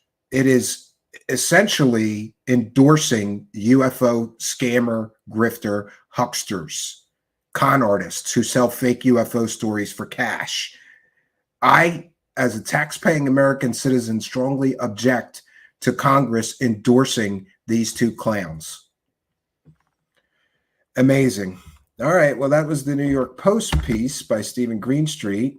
I thought it important to share. And I can't wait to see what those 2 guys have to say about the recent revelations of Mr. Grusch having severe mental problems in his past. So severe, in fact, that a judge was forced to order him to undergo psychiatric evaluation or care at an inpatient mental health facility. Burchett, after the hearing, doubled down on the people were killed thing. WVLT news interview. Yeah. And again, where's the evidence? If you got people being murdered over this, wouldn't there be like police reports? Wouldn't there be autopsy reports? Wouldn't there be newspaper reports of murders taking place? Couldn't we get that evidence? Could we get a list of the names of people who were murdered here?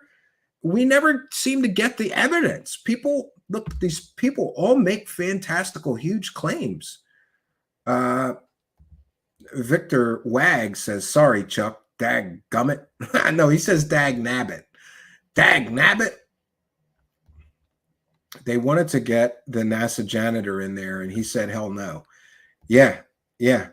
There's only 3. What happened to Bob Lazar and Corey Good? Yeah, exactly. They might as well have gotten Bob Lazar and Corey Good to testify. They're just as credible as Dave Grusch at this point. Patty Wilhelm says, I want a refund, right? And World in Chaos 76, thank you for being a member, says Upside Down World. Oh, and then I'm sorry to see, I noticed that a bunch of people dropped off their memberships because we had a bunch of people buy people memberships. So we had a bunch of drop-offs. So I'd like to encourage you, please do become a member. I'm going to try my best to share more on the Patreon and members.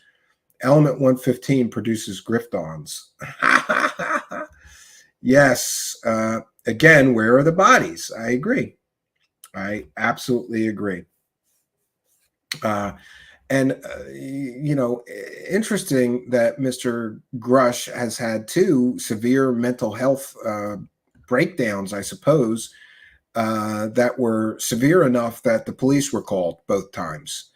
I think this is extremely relevant. And I also agree with our viewer here who said the fact that he went straight to this persecution of him, like, oh, the intelligence community leaked that information about me, shows that he is very biased in his thinking and perhaps not thinking clearly like a sane and rational person would. True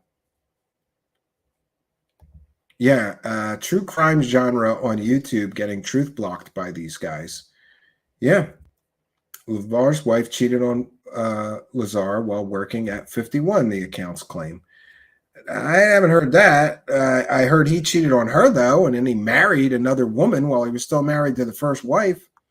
The bodies are in the freezers with the popsicles and the lima beans. Yeah, that's exactly where. I got a freezer here.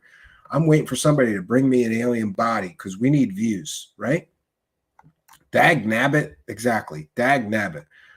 What is the outrage is the lukewarm lunch meat people that hold some of these titles at the Pentagon or have positions as respected scientists. Yeah. How is UFO wackadoos getting jobs at the Pentagon identifying UFOs? It makes no sense. Are we touching on the Peru alien attack soon? Yeah, actually, I'll do that now for you. Thank you, Tyrant, for reminding me. So it would appear that the Peruvian alien story is a hoax, and this is why we avoided it. But you'll notice that grifters and grifter shows covered it like it was real. And some people know who I'm talking about, the same clickbait garbage people that promote every false alien story. The news of the aliens in Loreto has just been denied. This is what I mean by sensationalist news. Unlike Latina, ATV, or Willax or the Republic is a medium that does not share ideals with the state and seeks to delve into information in a reliable manner. The headline says they were not aliens. They were illegal miners. Based on the experience that we Peruvians have, we know that the traditional media only seek to support the smokescreens of our state. I do not want this to be real, but it's very important to check the veracity of these media channels. Keep in mind, to date, there has been no real material to support the allegations. I don't think they try to silence the residents, but I don't believe they pay some of them. So it wasn't aliens. It was miners, apparently. And this is why we didn't cover it, because I kind of took one look at it and went, this is a hoax. It's not a real story. There's not good evidence here. But don't worry, because the grift on channels, they pumped this up. Of course they did, because they bring you garbage. They're garbage peddlers. Matt G is here. Turns out they're just a bunch of crackheads all messed up on that Peruvian flake. Yeah, could be. Rezo Factor says, Face Skinner sounds like a good TV series or horror movie title. Yeah. Ron Brock says, good presentation. Well, thank you, and we appreciate you being here, Ron Brock. And I will try not yelling at the next. I'll try not raising my voice. I'm going to try a suit. I'm going to put on a suit. I'm not going to raise my voice, and we'll see what they do. We have to take away every excuse that they could possibly give for why our shows get instantly. At least wait till the show ends before you demonetize it. Is it the titles? I don't know. This just started happening a few weeks ago, and it cut our income here in half. If I was a conspiratorial person, I might think that maybe somebody has their thumb on the scale, and they're trying to discourage me from continuing to tell people the truth about this disinformation, misinformation, false narratives, and carefully created deceptive stories being sold about aliens and UFOs. Maybe somebody doesn't want somebody like me here giving people the rest of the story or the whole story, the facts and the evidence that show the deception involved. And we have seen tonight that Ross Coulthart was extremely deceptive in putting this Grusch character out there as a viable or real, credible, credentialed witness. And by the way, for all I know, he does have evidence, but we're not allowed to see it, which is extremely problematic to me. And if you were going to design a UFO grift, it would kind of go like this, right? Like, okay, we'll put this guy out. He'll make these fantastic claims. He'll confirm what everybody already really wants to believe, that the aliens are real. They visited us. We got recovered spacecraft. We got recovered bodies. It's all true. And then when people press for evidence, he could just say, the evidence is classified. I gave it to the government. And then once the government sifts through all of his crap and decides it's crap, they'll claim cover-up. I guarantee that's coming. They're going to claim cover-up. It's been months since Mr. Grusch provided his evidence or testimony. Do you mean to tell me that he gave them smoking gun evidence and proof of alien visitation on Earth and that didn't leak yet? I call bull. I call absolute bull. If there was real and verifiable smoking gun proof or evidence provided to anyone, somebody would have leaked that, in my opinion. And no one has, which tells you that the quality of his so-called evidence, and I think the quality of the so-called first-hand eyewitnesses, is going to be extremely suspect. But time will tell. What I will say again, and I keep repeating this, is I don't want to wait. I don't want to wait 5 years to find out that this guy's got no evidence. Either put up the evidence or shut the hell up and go away.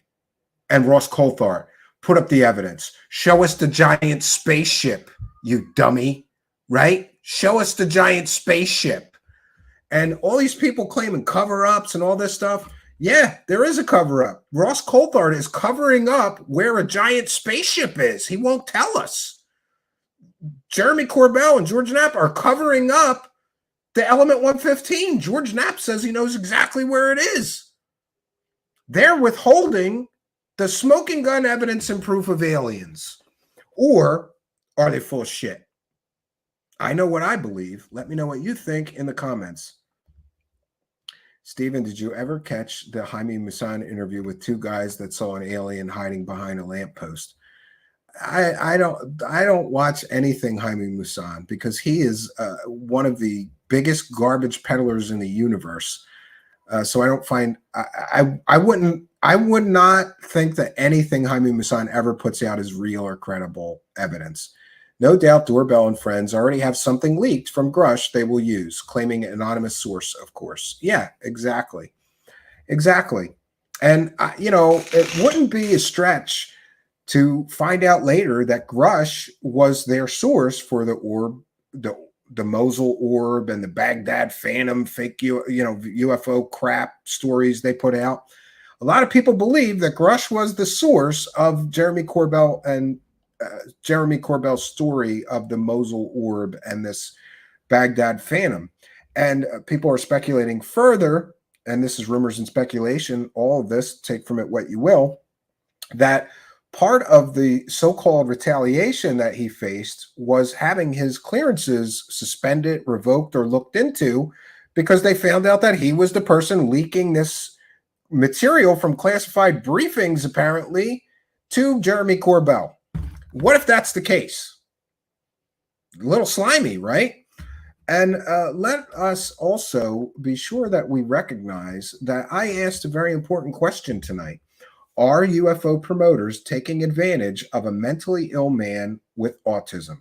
And I want to be sure and clear that I put on the record that the reason that I think that Mr. Grusch, in my opinion, had a severe mental illness or mental problems is because I have a great deal of experience with that. My mother was paranoid schizophrenic, and I know what it takes to put someone under,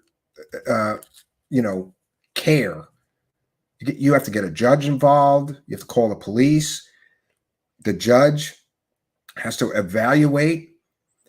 Are they a danger to themselves or others? Should they be institutionalized if it's not their choice to get treatment? You don't just lock up people in a mental ward. There's a whole process, and it has to be a very serious issue for a judge to go far enough to put somebody in a mental institution, for those orders to be issued. And I'm certainly, I'm sure, you know, all the critics will come out. I'm attacking a guy with PSD, post-traumatic stress disorder, PTSD, I'm sorry. And I'm attacking a person with mental problems or whatever. I'm attacking a person with autism. I'm not doing any of that. What I am putting forth and asserting is that the people who sold us his story so far lied to everyone. They lied by omission. It's still a lie. Then this information comes leaking out, information they should have provided at the start of all this, but either chose not to or did not do because they didn't do the vetting required. And then let's talk about the fact that the New York Times and the Washington Post and other credible news sources didn't take the Grusch story. Could it be that they vetted Grusch and they found out that he was a mental patient, that he was institutionalized with mental problems a few years before this? And that's why they wouldn't publish the story? These are all real possibilities. And these are possibilities that people need to consider. And if you want to live in a delusional fantasy world where a guy getting forcibly put in a mental institution because of a severe mental breakdown doesn't somehow affect his credibility, then you live in your delusional bubble.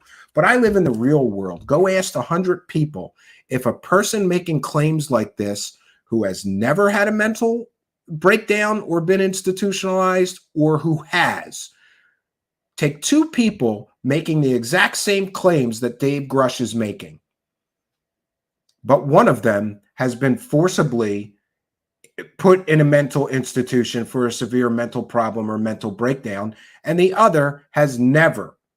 Which person is more credible making those claims? I know what I believe, and the fact that some people are attacking me for saying that this damages his credibility. Really? He was in a mental institution a few years ago, but that doesn't damage the credence of his claims. It doesn't call into question his ability to discern reality from fantasy. And there's also the issue of him being autistic. And again, I have a nonverbal autistic son who is very, very affected by autism. It affects our entire family. In fact, I would go so far as to say that the most challenging thing in my entire life is my son, Zachary. It takes everything for me to take care of him. Everything. He needs 24-hour a day, 7 days a week, constant supervision. You can't leave him alone for a minute. He gets into things and, makes huge messes. He gets naked all the time. He doesn't understand. You got to keep your pants on. So I have to put pants on him, 15 times a day some days. He is severely affected by autism. Now, we can tell based on his intelligence and his well-spoken manner that Dave Grusch is not as affected as my son by autism, but the fact remains that he has autism. And scientific studies prove that people with autism are easy to manipulate, easy to lie to. They can't pick up on the social cues that somebody is clearly lying to them, even when they are clearly lying to them. For anybody to suggest that that's not relevant to a guy who is just repeating stories people told him, is for you to think that's not relevant, that means you are equally, just as with the mental illness problems, you are living in a delusional fantasy land, because science and scientific method proves that people affected by autism cannot discern lies the same way that a person unaffected by autism can. There's been multiple scientific studies published. And by the way, I read all the scientific literature on autism just in an attempt to understand my son's world. Remember, he doesn't communicate with me. We don't have conversations, I don't really ever know what's going on in his head. I know when he's happy. I know when he's sad. He expresses emotions, but he doesn't communicate. So I have read everything that I could find on autism, and just in an attempt to understand my son. And I can tell you that I truly believe that that's correct, because I have been around a lot of autistic people. And I believe, based on my personal experience, that those scientific studies are correct. People with autism, they're easy to lie to, they're easy to manipulate. That's just a fact. That's been my personal experience. That's been what the scientific literature suggests. So if we couple this man's history of very, very serious mental illness with his autism, and then we realize that the people selling his story were aware of both things, and they still chose to sell his story and not disclose those two things at the start of the story, it's very deceptive. It's very manipulative. And it's very convenient that they left those two things out of the story. And then they claim anybody talking about those two things is attacking a decorated war veteran or whatever. You're attacking a veteran. How dare you? Listen, you're the one making fantastical claims. Ross Coulthart, how much money have you made so far on this story? How much money are you going to make on the documentary deal that you got with him? How much money is George Knapp and Jeremy Corbell going to make on all the monetized videos about this and the UFO hearings and all this other hype? They all have a motive to keep pushing this story, even if there is no evidence. And we see exactly what I predicted. Kick the can, chase the carrot. That's what we always get. Oh, there's all this evidence, but we can't show it to you. We can't show you any evidence. We can't name the names of the people who were involved in this project so that you can go investigate the story. We can't name those names, but don't worry. He gave that information to Congress and they're investigating. Great, great. So there's all this evidence, but we're not allowed to see it. What the hell kind of whistleblower comes forward and just makes claims and has zero evidence that he can share with the public? A fake whistleblower. Dave Grusch is a fake whistleblower. He's not a real whistleblower. I'm sorry. You go cry, do whatever you're going to do. You know, send me your nasty grams on Twitter, your nasty emails or whatever. Real whistleblowers break NDAs, break security oaths, and they drop evidence like Edward Snowden did, or people providing information to WikiLeaks did in the case of the war crimes in Iraq. Those people all violated their NDAs and their security clearances, and they put forth evidence of their claims. They didn't just say things. A whistleblower who just says things is worthless. And I get it. People are like, oh, no, it's Congress's job to investigate his claims. Claims made without evidence should be dismissed without evidence. We've got Ross Coulthart and all these people pushing this grift cart up this hill, trying to make this story work. Well, fantastic story. The government's hiding alien bodies, and the government has alien spaceships, and it's all been covered up for decades now. People have been murdered. Where is the proof of any of this? They haven't. It's been months. There's no evidence. There's no proof. It's time to move on. Move on to the next grift, right? Find some new flares to sell, Jeremy Corbell and George Knapp. And Ross Coulthart has been caught selling 100% provably fake stories about aliens before. Where's the analysis of Jim's balls, right? Nowhere. He promised that he had conclusive proof of alien technology, all confirmed by renowned scientist Michio Kaku. Go ask Michio Kaku what he confirmed. Did he see the alien evidence? No. He talked about theoretical physics, the same thing he always talks about in every documentary or whatever. Not only did they not have conclusive proof of alien technology, they had no proof. Is it such a stretch to think that a guy who would do that would also take advantage of a mentally ill autistic person to make millions of dollars, perhaps, selling this guy's story? It's not a stretch to believe that somebody who's scummy and slimy and dirty enough to stand there in front of cameras and say, we have conclusive proof of alien technology, all confirmed by this renowned scientist, cut to a shot of Michio Kaku. It's not a stretch to think that a guy who would be slimy enough to stand in front of cameras and lie through his teeth would take advantage of a mentally ill or autistic person in order to sell another story. It's not a stretch at all.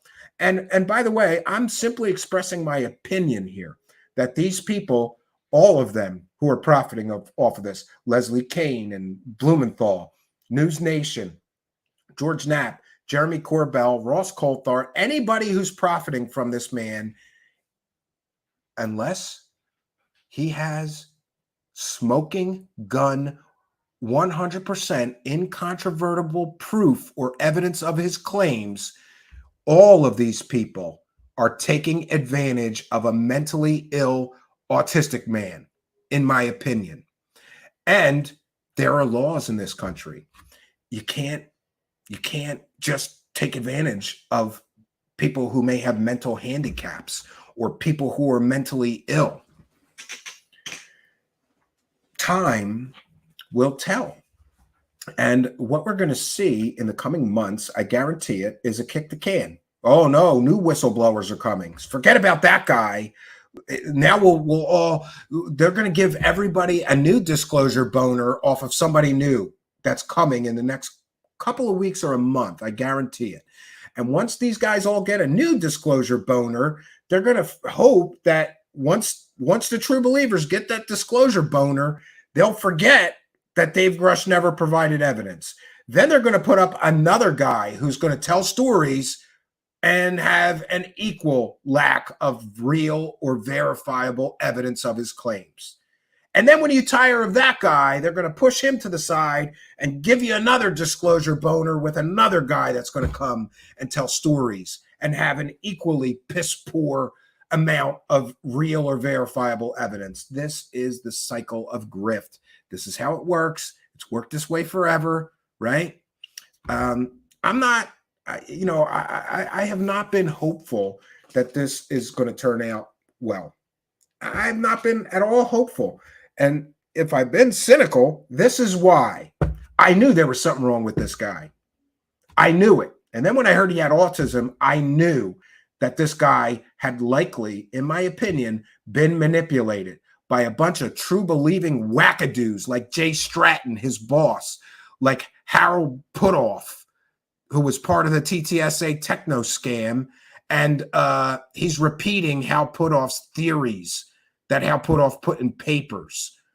Wackadoos like Eric Davis, who's been making claims about aliens for years, but never proving anything. People like Lou Elizondo, who claimed he had superpowers, right? And claimed that he ran a government program that never existed. And then there's also him being a part of the TTSA techno scam that's allegedly right now under investigation by the Securities and Exchange Commission for fraud, right? Then we get Gary Nolan is his boss. This guy who has been involved in several completely and totally 100% fake stories. What if he was just manipulated by all of these true believers that he's been hanging out with? What if he was deceived into believing that this is true? If that's the case, this man threw away his entire career so that a bunch of UFO grifters could get disclosure boners and make millions of dollars off of him and his claims. And if that's the case, it's truly sad.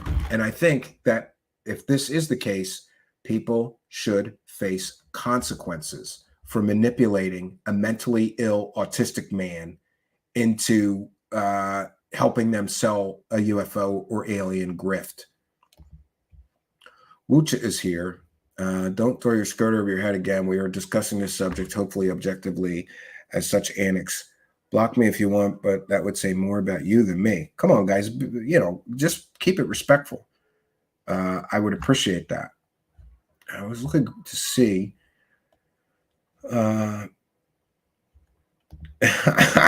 amazing Mystico says, I expect the Cosmic Con Shuffle. That's exactly what's going to happen. And for those unaware, if you're new to the show, we have our own sort of lingo and terminology. The Cosmic Con Shuffle is what all these grifters do. When the story comes crashing down, they do the Cosmic Con Shuffle and they shuffle away for a little while. And then they stay away for a little while, hoping that everybody forgets that they just got caught selling a 100% completely and totally fake story. Then they shuffle back in and sell another 100% provably fake story.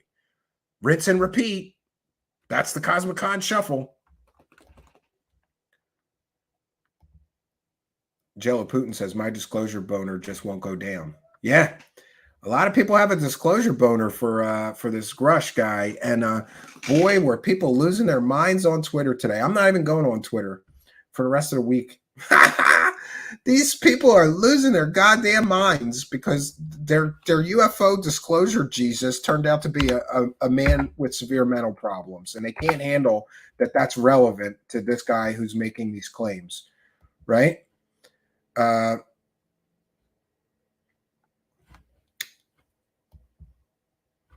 Yeah.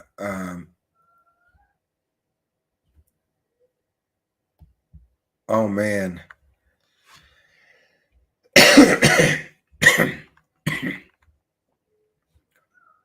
My friend Macario shared this with me.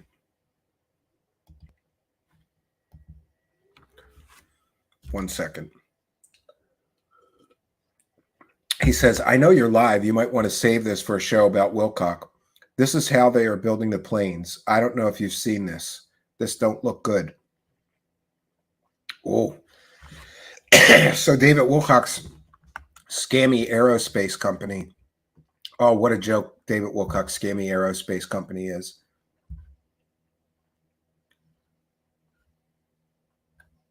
Oh, this is great. So they're selling what? 3D models? Stavati SM27 machete. These are 3D printed models. This isn't real. David Wilcock's scammy aerospace company, for those unaware, he gave millions of dollars to, and they just got sued in court for investment fraud, essentially, and they had a judgment against them of over $1 million, to the best of my recollection. David Wilcock previously showed us some G.I. Joe toys that, well, they look like G.I. Joe toys to me that they 3D printed. So this is how they're making their airplanes.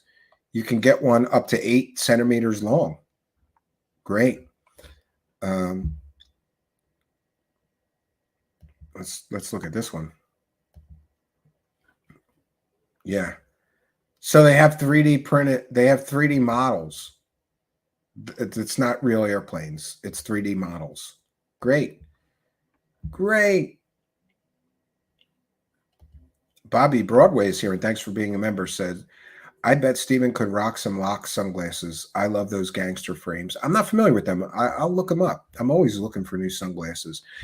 Every time I see a sunglass rack in a store, I'm like drawn to it, you know, because I wear glasses essentially all the time.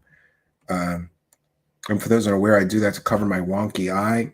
I have a paralyzed eye, and it just makes me feel self-conscious. I'd rather just wear glasses and not even think about my eye. And if it's, you know, my eyes are going 2 different ways or whatever. But people love to, critics don't know that I have a paralyzed eye, and they love to say stuff like, take off the sunglasses, you're inside, you dummy. Like, I wear them for medical reasons. I have a paralyzed eye, you dummy. How about that? Those planes would just crash and burn on takeoff, says Randy. Yeah, I believe. Victor Wag is here and says, you know, it's a good plane because it's a Ninja food prep prop on the back. It's just so ridiculous. 3D printed are full-scale models from the 8 centimeter 3D printed are the full-scale models from his aerospace company. 8 centimeters. Wusha, you're the only one ignoring facts. Grusch's secondhand stories, fact. Corbell's triangle flares, fact. Boca pyramids, fact. You are either a troll or not interested in facts. Well, Jeremy Corbell's ego is so tiny. He goes into live chats. For all we know, that's Corbell arguing. I always know when it's Corbell in my comments because nobody cares enough about Jeremy Corbell to argue about what a credible journalist he is. And some people come into my YouTube comments here and will argue with me about what a great journalist and filmmaker he is. I know it's him. He's got a real thin skin, and he doesn't like the criticism. You know what? Then don't do scammy stuff, Jeremy Corbell, and you won't get the criticism.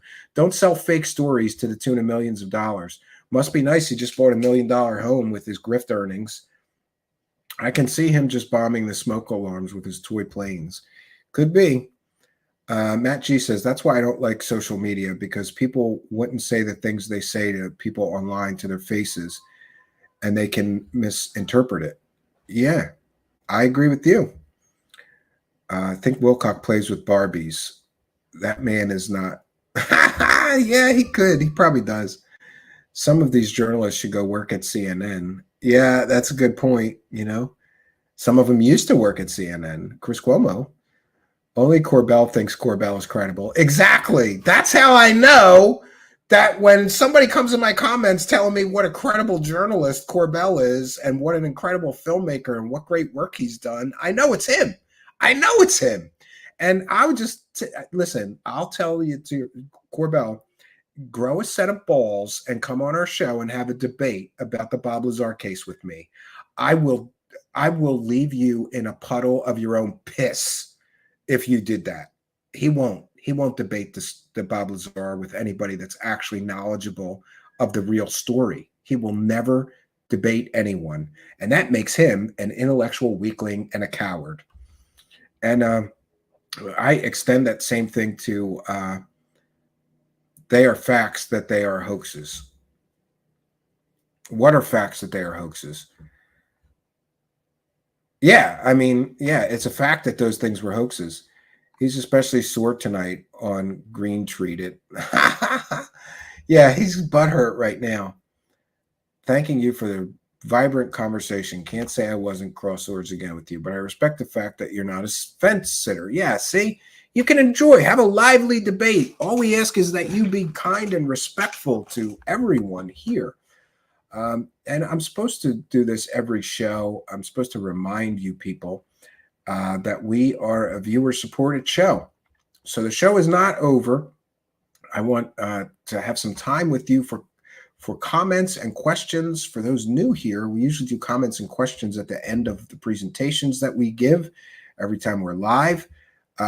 We like this interactive chat, and so questions or comments for me, please put them in all capital letters. That makes it much easier for me to know that you want me to address whatever you're saying. Questions in all capital letters, comments in all capital letters that you want me to share or discuss or talk about. Be happy to spend a little more time with you when we return. But we have to remind you that we're a viewer-supported show. And given the current situation with YouTube taking approximately 40% of our revenue all of a sudden for no reason, we're not doing anything, as far as I can tell, that violates YouTube advertiser-friendly guidelines. You know, people keep suggesting, well, maybe it's because you raise your voice. Okay, well, I'll stop raising my voice. I've stopped cursing as much as possible, and they only care about curses in the first 10 minutes, apparently, not the rest of it. Well, you can't really drop F-bombs. We don't do that. You know, I don't know if it's the titles or if somebody just has their thumb on the scale. But we've essentially lost 40% of the show's income due to instant demonetization the minute we go live here. I mean, how do they know that it's not advertiser friendly when it's just an intro bumper playing? I checked today. While the intro bump, it went from fully monetized to zero monetization, no ads, or excuse me, limited or no ads in the first 10 seconds of the broadcast tonight. How do they know? I didn't even say anything yet. How do they know I'm violating advertiser-friendly guidelines? I didn't even say anything yet. And the reason I keep bringing this up is just to remind you why your support on Patreon, or even here as a channel member, or a PayPal pledge, or those super chats, why they're so important. Because you know, producing this show takes resources. I don't live off of the show income. There's a separate account. It's just for the show. When the show needs something like this wonderful new set we're building, I hope to bring that to you very soon. It all comes out of the till here. So your support is extremely important, especially given this current monetization issue. We want to thank each and every one of you kind and generous benefactors, and remind you that our content is now and will always be free. So if you throw a couple bucks in our hat, you're not only helping us, but you're doing that so that the content remains free, as much of it as possible. We thank each and every one of you for your support. Here's Mr. Ian to let you know how you can help.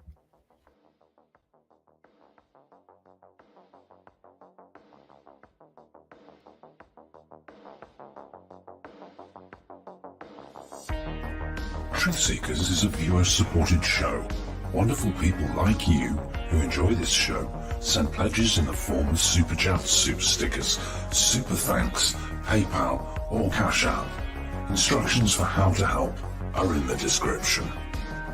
You can also join our Patreon, and for as little as $1 a month you can get extra content.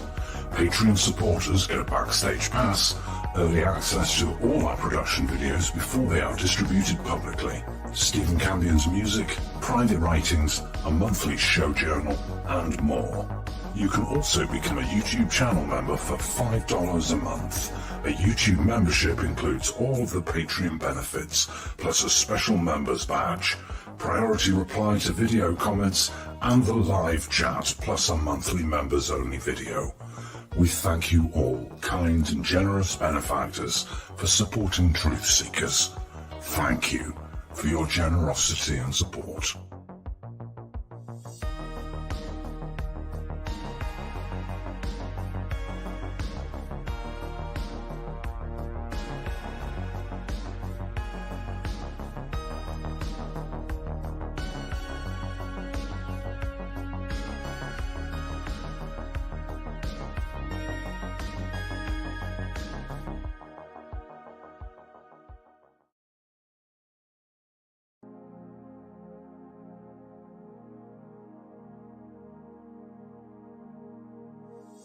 Truthseekers is a viewer-supported show.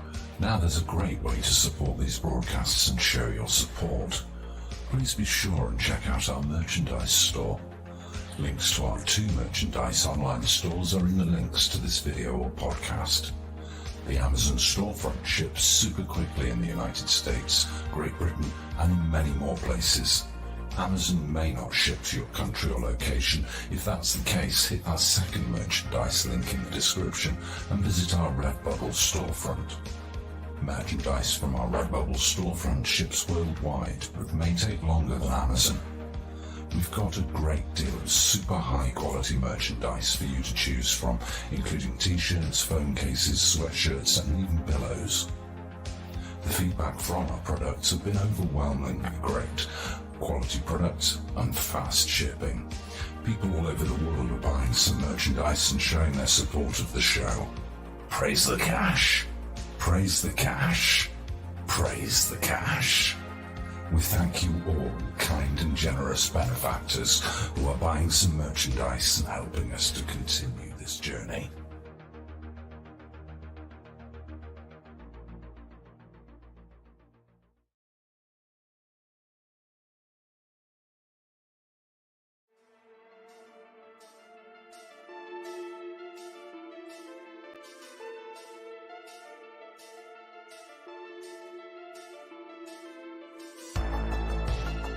Thanks for being here. This is Truth Seekers with your host, Stephen Campion. Please rate, like, and comment on our videos or podcasts. If you are listening to an audio podcast, please rate us 5 stars to help us rise in the search rankings. If you are watching on YouTube, please like, comment, and subscribe to our channel. If you're listening to an audio podcast, we love and appreciate you listeners, but you are missing the live tapings. All our shows are recorded live with video feed. We'd love you to come be a part of our live broadcasts and tapings for the podcast. Head on over to YouTube, click the search tool, the little magnifying glass, put Truth Seekers, one word in the search bar, and hit enter. You'll see a strange and mysterious guy with sunglasses. That means you found the channel. Go there, smash the subscribe button, and hit the notification bell to receive up-to-date info on our YouTube channel. We welcome you to be a part of our live taping and our chat room during the live broadcasts. Seek the truth. Speak the truth. This is Truth Seekers. Truth Seekers. Truth Seekers.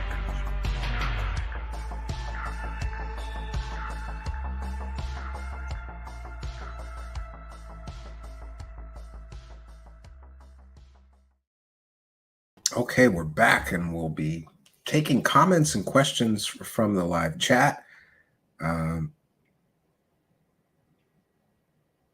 Oh, here's a critic. They gave the highest level clearances to a crazy guy, huh? That's a stretch, jumping the shark here. He got his clearances before he had mental breakdowns that were serious enough to land him in a mental institution by order of a judge, right?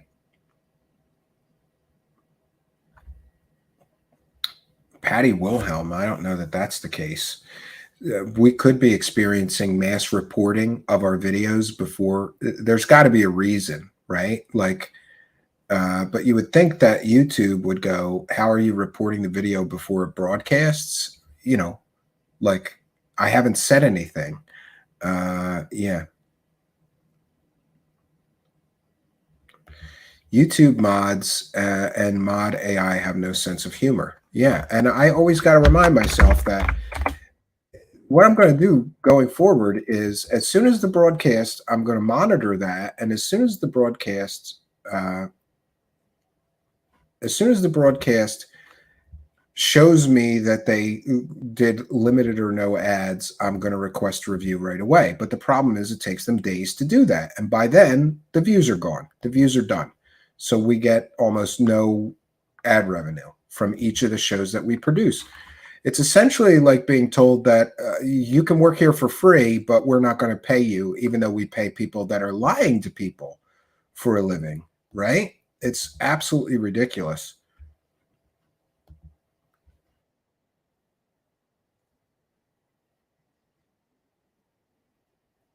Oh, I see that. Somebody sent me a funny video about Paula, what was her name? The other representative, Anna Paulina Luna. Information warfare, indeed. Information warfare, indeed. And by the way, a part of information warfare is to not give people the full story, right? And that's what's happening here. What's the latest on can't get right, Sarah Adams? I haven't really heard. I haven't been keeping up with her. Rick Richards says, love your show, Steve. I agree with everything you say. You took my comment wrong before. Well, I apologize. Sometimes reading through these comments quickly, I don't quite get the meaning people are going for, but it's okay to disagree with me. I'm fine with anybody disagreeing, as long as we do so respectfully. But thanks for letting me know, and I'll try to be more careful in interpreting people's intentions or meanings of some of their comments. Corbell, Knapp, and Coulthard are pitiful people. Can't say I disagree. Yeah, Archaic Revival says CIA marginalizes Truthseekers. Well, you know, they can't have somebody screwing up the PSYOP, right? A lot of people, by the way, have suggested that this whole UFO hearing was to detract attention away from the Hunter Biden scandal. And by the way, it would appear now that the Secret Service told Joe Biden whose cocaine that was, right? And they didn't do anything, like release the name of the person. Why is that? I don't want to get too conspiratorial. Would they really go to all this trouble just to distract people away from Joe Biden's legal problems and his son's drug problems? I think that's a bit of a stretch, but stranger things have happened. Let's not call people trolls, what they might believe, however misguided it seems. Yeah, we try to be respectful to everyone. Randy says, could all these UFO guys be autistic or have some other kind of mental disorder? Well, I know for a fact that Eric Davis is, I think. I don't know that for a fact. I've heard that Eric Davis is autistic. And by the way, let's be very clear in pointing out that many extremely talented, extremely creative, extremely intelligent people have autism. Sometimes somebody can have autism and it becomes almost an asset to them because they just see things differently. Wreaking Havoc 215, thanks for being a member, says, great show tonight. UFO Twitter's losing their mind. The truth to them is like holy water on the devil. Yeah. Yeah. And they're all going to say that this guy being institutionalized in a mental institution, we could watch them. They're saying that's not relevant to his claims. How in the hell is a guy making claims about aliens and UFOs that was put in a mental institution under a judge's order? How is that not relevant? Of course it's relevant. But, you know, let's all live in a delusional fantasy land, right? You're right. Reality to them is like holy water on a demon. This is the saying, there's a sucker born every minute. Always a snake oil salesman. Yeah. Maybe your intro bumper of music only is the problem. You know, what am I supposed to do? Like, everybody's giving me all these suggestions. Like, do I just cut everything from the show? We can't have an intro bumper? Every other show does. News Nation plays an intro bumper before their broadcast begins. Everybody else that's monetized can have an intro bumper, but we'll add that to the list. So far, I have to wear a suit, not shout, and not curse, which I've been pretty good at not cursing through most of the broadcast. I certainly don't drop F-bombs. Once in a while, I'll say BS the other way, or, you know, disclosure boner, you know, but it's so far into the broadcast that that's not supposed to be an issue. And light profanity is okay. They changed the policies to that. But so far, I'm going to wear a suit. We'll cut the intro bumper, and I can't shout or curse, right? I mean, what else can I try to do? And the one solution to the problem, wellness wisdom, that I came up with is to pre-record everything. But then we lose all of the live interaction. And that's just such a huge part of the show that I would hate to ever lose that.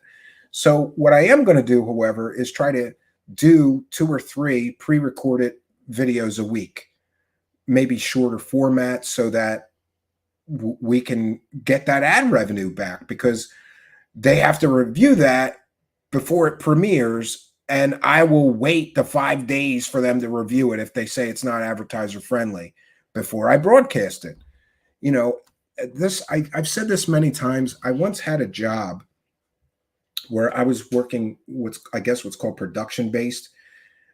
I worked for a computer repair company, and they did the business customers, and they made a deal with me that I would do the consumers. They had a storefront. If anybody comes in with a broken computer, we're busy with business customers. We don't want to deal with them, but we don't want to turn away all that money. And it was very profitable.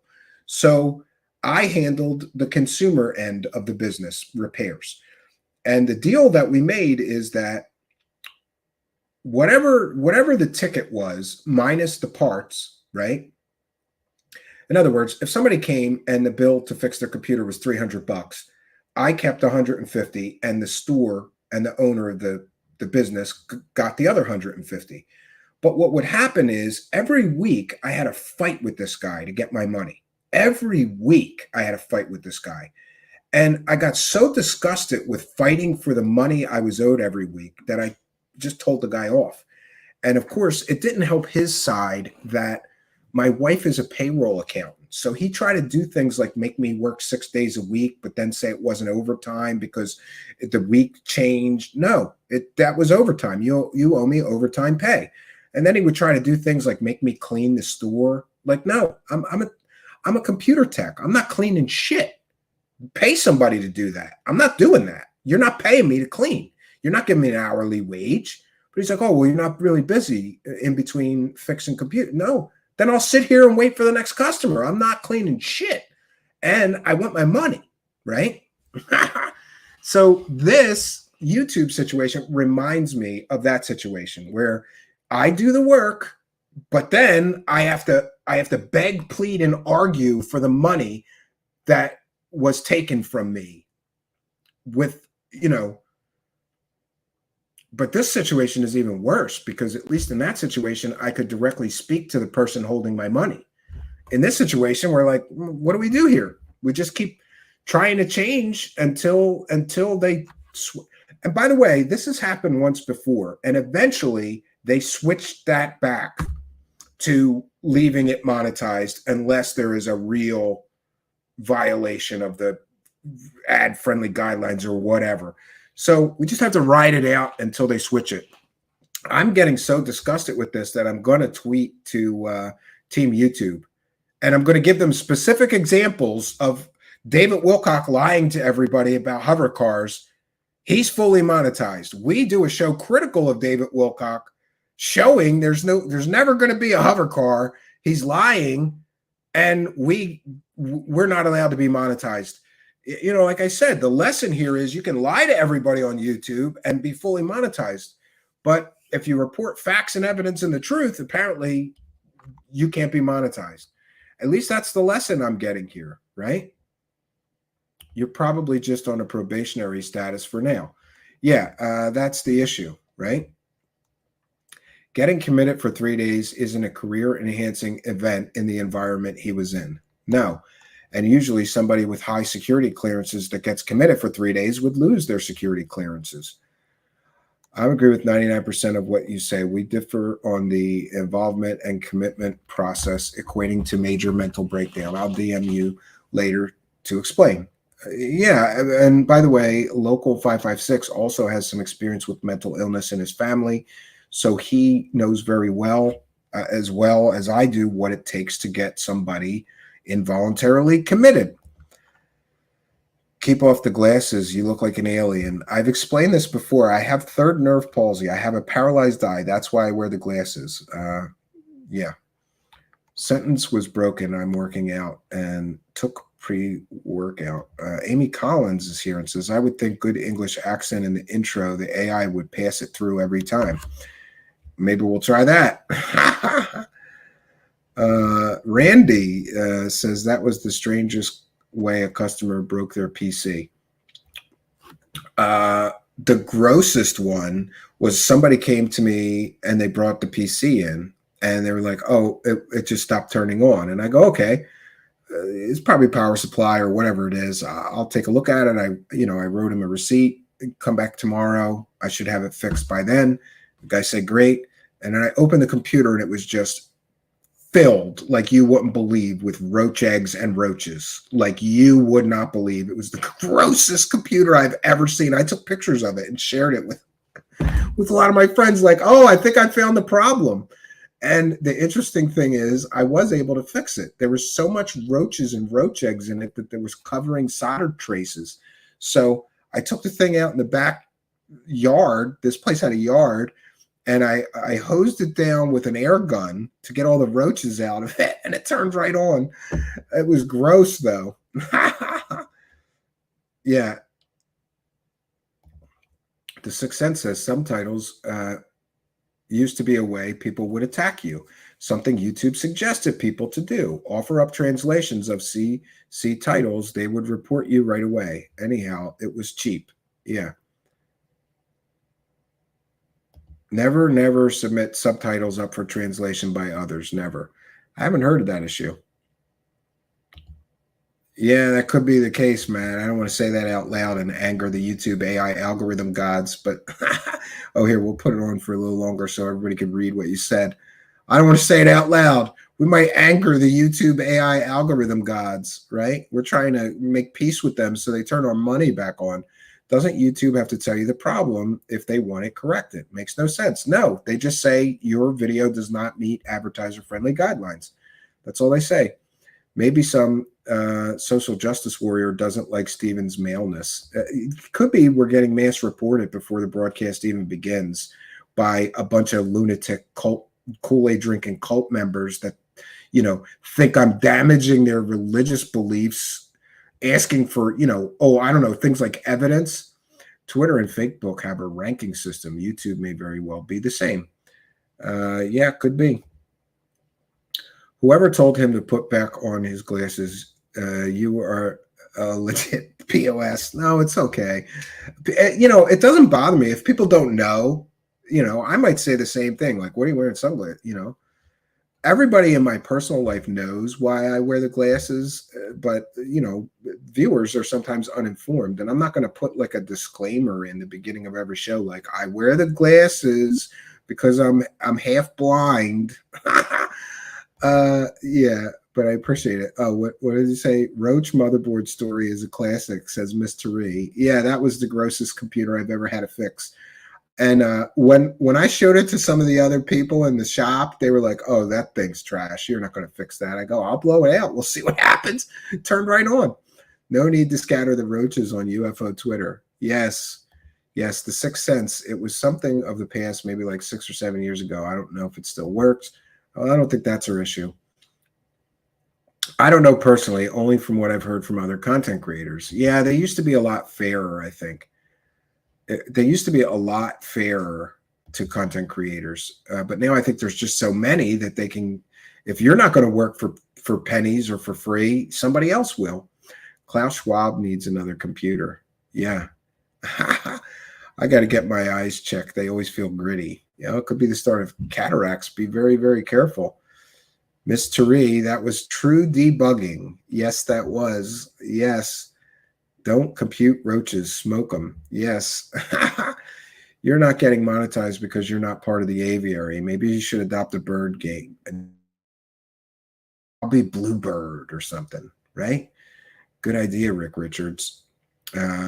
Mickey Guillermo says, were you Hunter Biden's laptop repairman? No.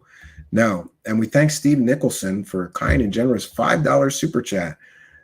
We thank you for your kindness, generosity, and support. And in fact, we want to take a moment to thank and recognize all of you Patreon supporters, Twitch subscribers, YouTube channel members, super chatters, super stickers, super thanks people, and PayPal pledgers. We thank all of you for your kindness, generosity, and support. Thanks for helping us to praise the cash. This one's for all of you, including you, Steve Nicholson. Thanks very much. Praise the cash. Praise the cash. Praise the cash. Praise the cash. Praise the cash. Praise the cash. Praise the cash. Praise that cash, friends. Thank you for helping us to praise the cash, Steve Nicholson. Continuing show supporter, we appreciate all of you. Luis Caetano is here and says, if I'm in the aviary, I call dibs on Blackbird. It's my favorite plane. Yeah, I was thinking that myself. Yeah, or can I take Raven then, Luis Caetano? We should start a new aviary. We'll call it like Aviary 2.0. Operation Shutdown is here and says, praise the cash. By the way, Luis Caetano, I wanted to talk to you off air, so I'll send you a message. I keep forgetting. I'd like to do a separate or new interview of you for this Bob Lazar documentary that I've been pecking away at, and I would love to have you included in that. Come on, Steve, let's see those eyes. I have done it. I'm in an upcoming documentary, and the filmmaker was like, I'd rather you just take the glasses off. And I said, okay, but my eye might go wonky, and it's going to. Apparently, the footage looked fine, and my eye stayed fairly straight. I don't know. Maybe I'm just self-conscious about it, and it's not as big of an issue as it is in my noggin. I don't know. I was thinking Raven for you, Steve. Thanks, Miss Tari. I love ravens.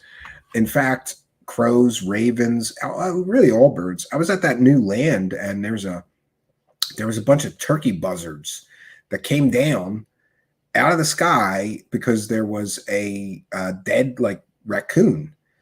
And I'm walking down this trail, and all of a sudden there's a whole bunch of big, huge turkey buzzards, turkey vultures, and they were eating this dead raccoon.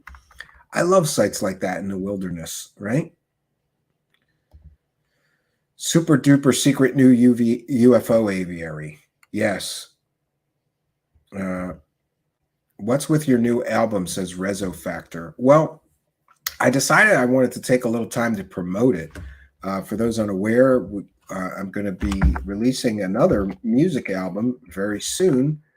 And we're going to do a premiere of it. And not only that, but there is an incredible animation that was done by Mr. Ian and AI Steve. And it goes for the whole length of the album, which I think is 49 minutes. And it's just a trippy cool album. And it's a trippy cool animation. It really came out exactly what I wanted. Like I wanted people to feel like they were flying through a nightmare. And it really looks like you're floating through somebody's nightmare. I wanted to share this before I forget. I'm sorry, I kind of lost my place earlier and forgot to share this. So this is News Nation. They had to admit that a journalist on News Nation erroneously suggested records were leaked by the government. They were not. You know it's fake. Despite claims that the government illegally leaked UFO whistleblower David Grusch's medical records to news outlet The Intercept, the reporter behind the story says that he received the information on Grusch through publicly available law enforcement records. So we have that. It's pretty bad when News Nation is forced to print a retraction because Ross Coulthart was 100% factually wrong in his comments and his, isn't it interesting that instead of just addressing David Grusch having mental problems and why did you leave that out of the article, he started conspiracy theories that the government leaked it in reprisal and all this stuff. It was all fake. All nonsense, all lies from a proven liar who, sells fake stories. And we know he sells fake stories because he's been caught selling fake stories several times before. I don't think it is a coincidence. I was going to share this as well. Somebody's asking what's up with the new album. I'm going to take a little while and promote it, at least so people hear about it before we put it out. Today I tweeted this: my new album, A Very Dark Place, will debut soon. We've created an animated experience for the premiere for the entire album. Premiere date to follow. So I think not this Saturday, but next Saturday, we will put it out. And I appreciate people caring or asking about that. Dawn Lampert is here and says, Matt G, I know, that's amazing. Sorry, I missed the context. Sandra McDonald says, wear a suit, talk daintily, and don't smoke on screen. And then if they monetize you, tell them to shove it. We like you as you are. Well, thank you, Sandra McDonald, and thanks for being a member. Thank you for your kind and generous comments. Yeah, I might try that. I'll try not smoking. I'll try not, but I see people smoke and vape all through monetized live streams. So I don't think it's that. Like, I don't even know, right? I probably shouldn't smoke during broadcast. Just even because I don't want to be, a bad influence on anybody. Wilcock must be getting pretty desperate for being left out of the club. Yeah, I'm surprised he isn't grifting on this, right? I'm surprised he's not all over this, right? I'm an electronic musician myself, Rezo Factor, send me links to your music. I'm always looking for new stuff to listen to, and I like it when I can pick the brain of the songwriters that I'm listening to.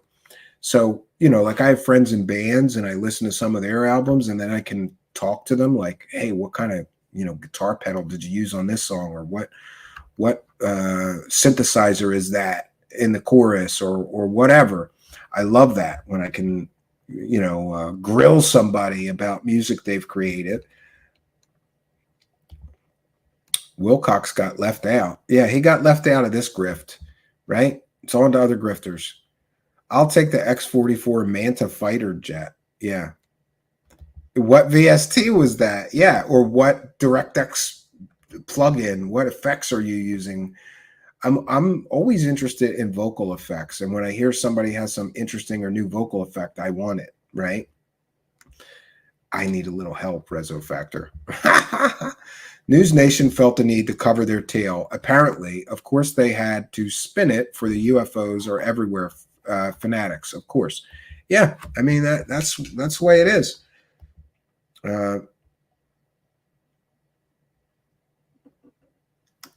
Who has the intelligence of a 7-year-old? A gorilla? Monkey? I don't know. I'm confused.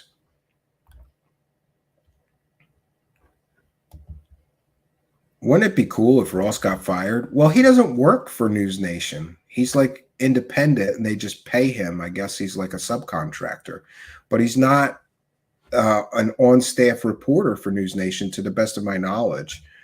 And I did check on that when when I first heard that the story would be airing on News Nation, I called them and checked, and they said that he was an independent journalist that sometimes works with them, but not a direct employee. I hate to have to hurt your health by smoking, but I am not against smoking on stream. Yeah. Oh, we're talking about cows. Cows have the intelligence of a 7-year-old? Really? I don't know. I think cows are pretty stupid. I've been around cows. Growing up, I worked on a farm for a little while, cleaning horse and stalls and taking care of cows. I thought they were dumb as rocks, man. And you ever try to get a bunch of cows to move a certain way you want them to move? It ain't easy. On a scale of 1 to 10, where would you place Ray Manzarek? Do you mean Ray Manzarek of the Doors? I think that's who you're talking about. I think that he was a trailblazer because a lot of people forget that, troll, that the Doors did not have a bass player. So Ray Manzarek would play bass on one keyboard while he played something else on another keyboard or organ. And that was pretty groundbreaking. That was incredibly groundbreaking at the time. And it was a way of getting around not having a bass player. And by the way, my first band, well, first serious band, I should say, that actually played live shows and recorded songs, we didn't have a bass player for the longest time. And I learned that from the Doors. I just told the keyboard player, just play bass on this song. Don't play keyboards because it's a rock song. And it actually, to me, made our songs better because regular electric bass, to me, always sounds the same. And it's kind of boring. Unless you have a ridiculous good bass player, not very great. I like synthesizer bass. So for us, that was a cool thing to do. Dawn Lampert says, a crow flew into my apartment and landed on my hands while I was on my computer. So I have first dibs on crows. Yeah, we'll have to give you that one, right? Rezo Factor says, I've been around UFO Twitter. What's your excuse for intelligence and cows? I live in Australia and Ross Coulthard is discredited over here. I don't know why people take him seriously. Thanks for letting us know, Rick Richards. So all you critics who get angry at me for saying disgraced Australian journalist, here we have an Australian citizen who says, I live in Australia and Ross Coulthard is discredited over here. The perfect CIA asset. He can't work in Australia anymore because he's a laughingstock over there. So we'll prop him up as a UFO reporter here and get our message out to the masses. Crows, not cows. Yes. Oh, crows are smart as a 7-year-old. Not cows. Yeah, I would think cows are stupider. Crows are very intelligent and can't some of them speak, right? They can mimic. That's an interesting thing. My father used to have a friend that had a bird that talked, and I always loved that. Go over there and hear this bird talk like a person. I was amazed at that as a child. Linda Moulton Howe is making cow chocolate using the cow patties to make it. Wilcock thinks it's great. Cough up some cash, you guys. What's the take tonight? Just my $5. No, other people contributed, but thank you for encouraging people. Cough up some money, guys. Come on. Yeah. My critics will say that I have people threatening people in the live chat to send me money or something, right? It's amazing. Absolutely amazing. So, boy, let's see. Oh, we want to thank Marie for a kind and generous $25 PayPal. Thank you for helping us to praise the cash. We thank you for your kindness, generosity, and support. Every bit helps. It all goes in the till. And I will say a thank you to all of you because I'm building this new set and I didn't worry about it. I just, whatever we needed. I needed USB extension cables, a webcam. I needed backdrops and sets and lighting and another microphone because we're going to have guests. And the money was there in the till thanks to you kind and generous people. So thank you to all of you for helping us to praise the cash. Yeah, but Aussie News still latched onto the Grusch disclosure in front of U.S. Congress. Yeah. Twitter X cringe is a crap show. Yeah. Although I do use some digital drums in my music, I would totally rather have a real drummer for sure. Well, you know, they have their pluses and minuses. I've done both, and I've done songs that mix both at the same time, or a drum machine in the verses and a real drummer in the chorus.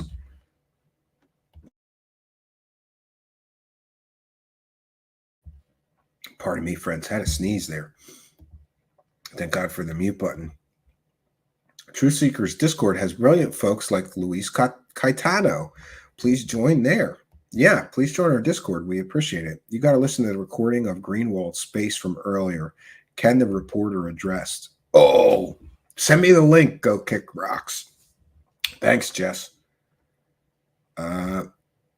Hey, 6 cents. Crawl back under your rock. Thanks. Yeah, and oh, I don't know if you guys know this. Go Kick Rocks. Did you know that they're attacking this man? They're doxing him, the reporter, already. They've already doxed him, and they're claiming vast conspiracy theories on Reddit because this guy's father works for the Energy Commission or something, the Department of Energy or something. He's a scientist. The guy's dad is a scientist. So somehow his dad is part of the Men in Black and leaked him the information about this. I will say this. It was, you know, I don't care if he got, reporters get tipped off all the time. Jess, you know this. People send me tips, and sometimes they're a little cryptic when they send me a tip. Like, for example, somebody sent me a tip and said, look up this case number about David Wilcock. So, you know, I got tipped off that David Wilcock's scammy aerospace company had just lost in court to the tune of millions of dollars for investment fraud. You know, that's a tip. Sometimes they don't give you the information. They just point you in the right direction. I don't care who did it.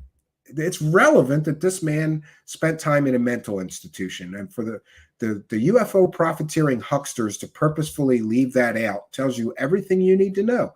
This has all been a carefully crafted deception so far. The lie by omission. I love to sneeze. Now I'm craving Fruity Loops cereal, damn it. PBR totally hates me. I don't know about that. Yeah, I don't know.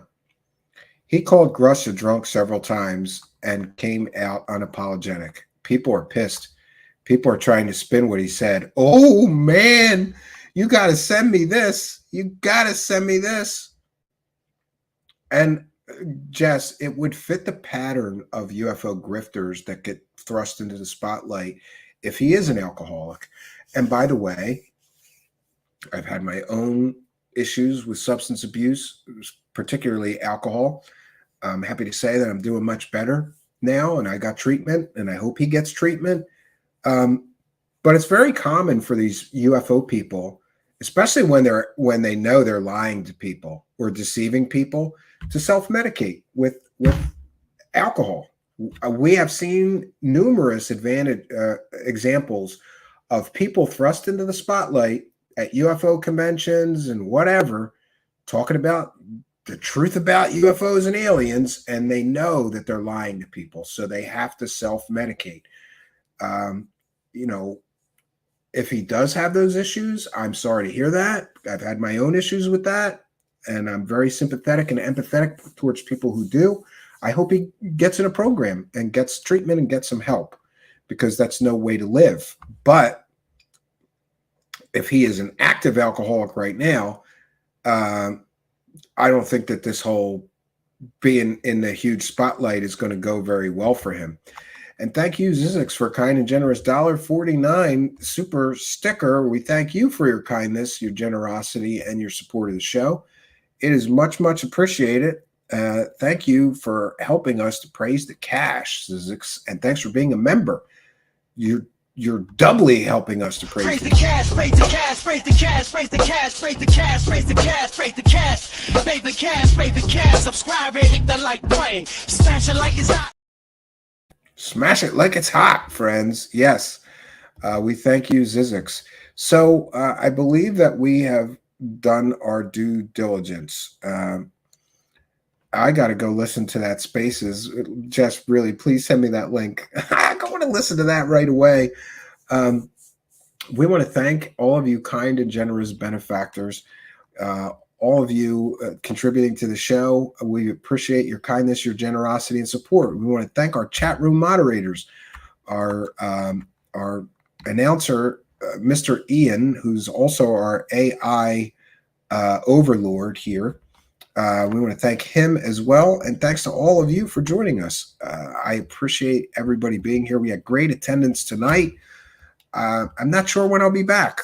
I may be back sometime this weekend, may not. I have an incredible amount of work to do. I feel like we have done a great week here on Truthseekers and provided excellent coverage of this Grusch. This week was Grusch week. We did a show on the people influencing Mr. Grusch, or excuse me, the people that are promoting and profiting him. We gave a great historical perspective. Please check out our previous coverage from earlier in this week. It's right in our live section. So we did a not so brief history of the people promoting David Grusch.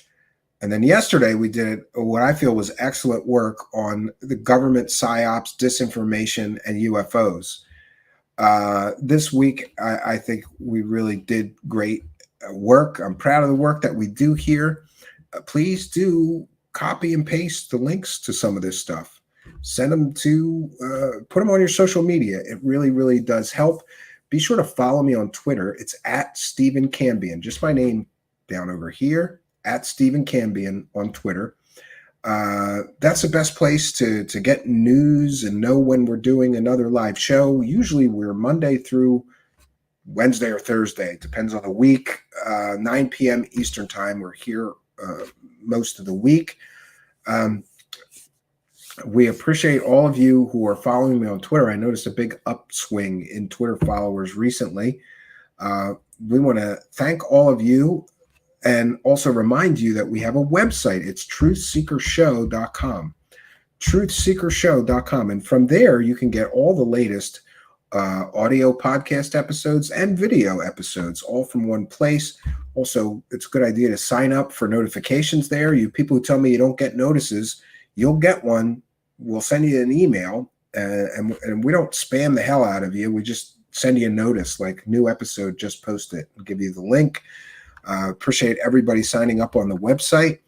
Please do check out our Discord server because you can chat with like-minded crazy people. I mean, strange people. I mean, interesting people. I'm a weirdo myself. We got a lot of weirdos in there, but interesting, cool weirdos. And you are most welcome, just as you're all welcome here in the live chat. You're all welcome to come and chat in the Discord server. We appreciate all of you. And I'm excited to see this growing community. I want to thank all of you who I see retweeting my shows or posting links to my shows or whatever. It really, really does help. We thank each and every one of you for doing that. You guys all always give me an attitude of gratitude. So that's all we got for you tonight, friends. Until next time, my name is Stephen Cambion. Good night, and God bless all of you, especially you, Mr. Grusch. I hope that you get the help that you need for whatever issues that you're experiencing. Good night, and God bless all of you.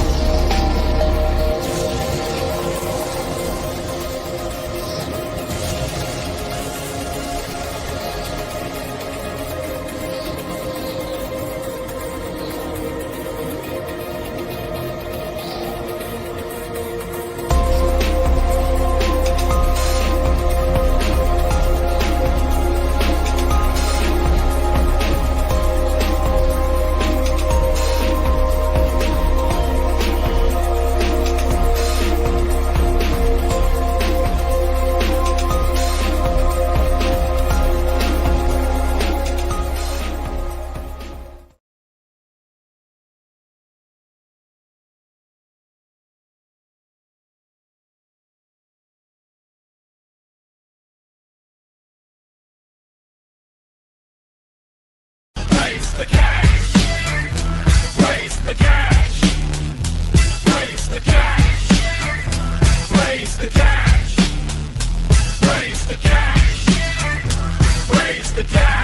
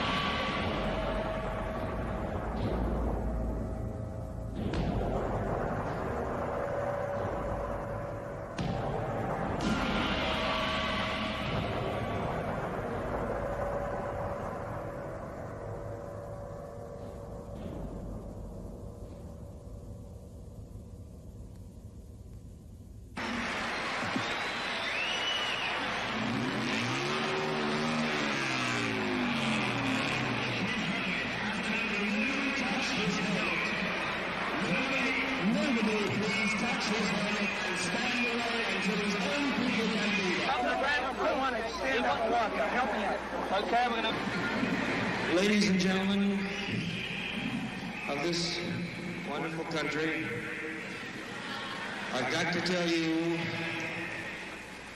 that you are the last people in the world who will ever see me jump, because I will never, ever, ever jump again. I am through.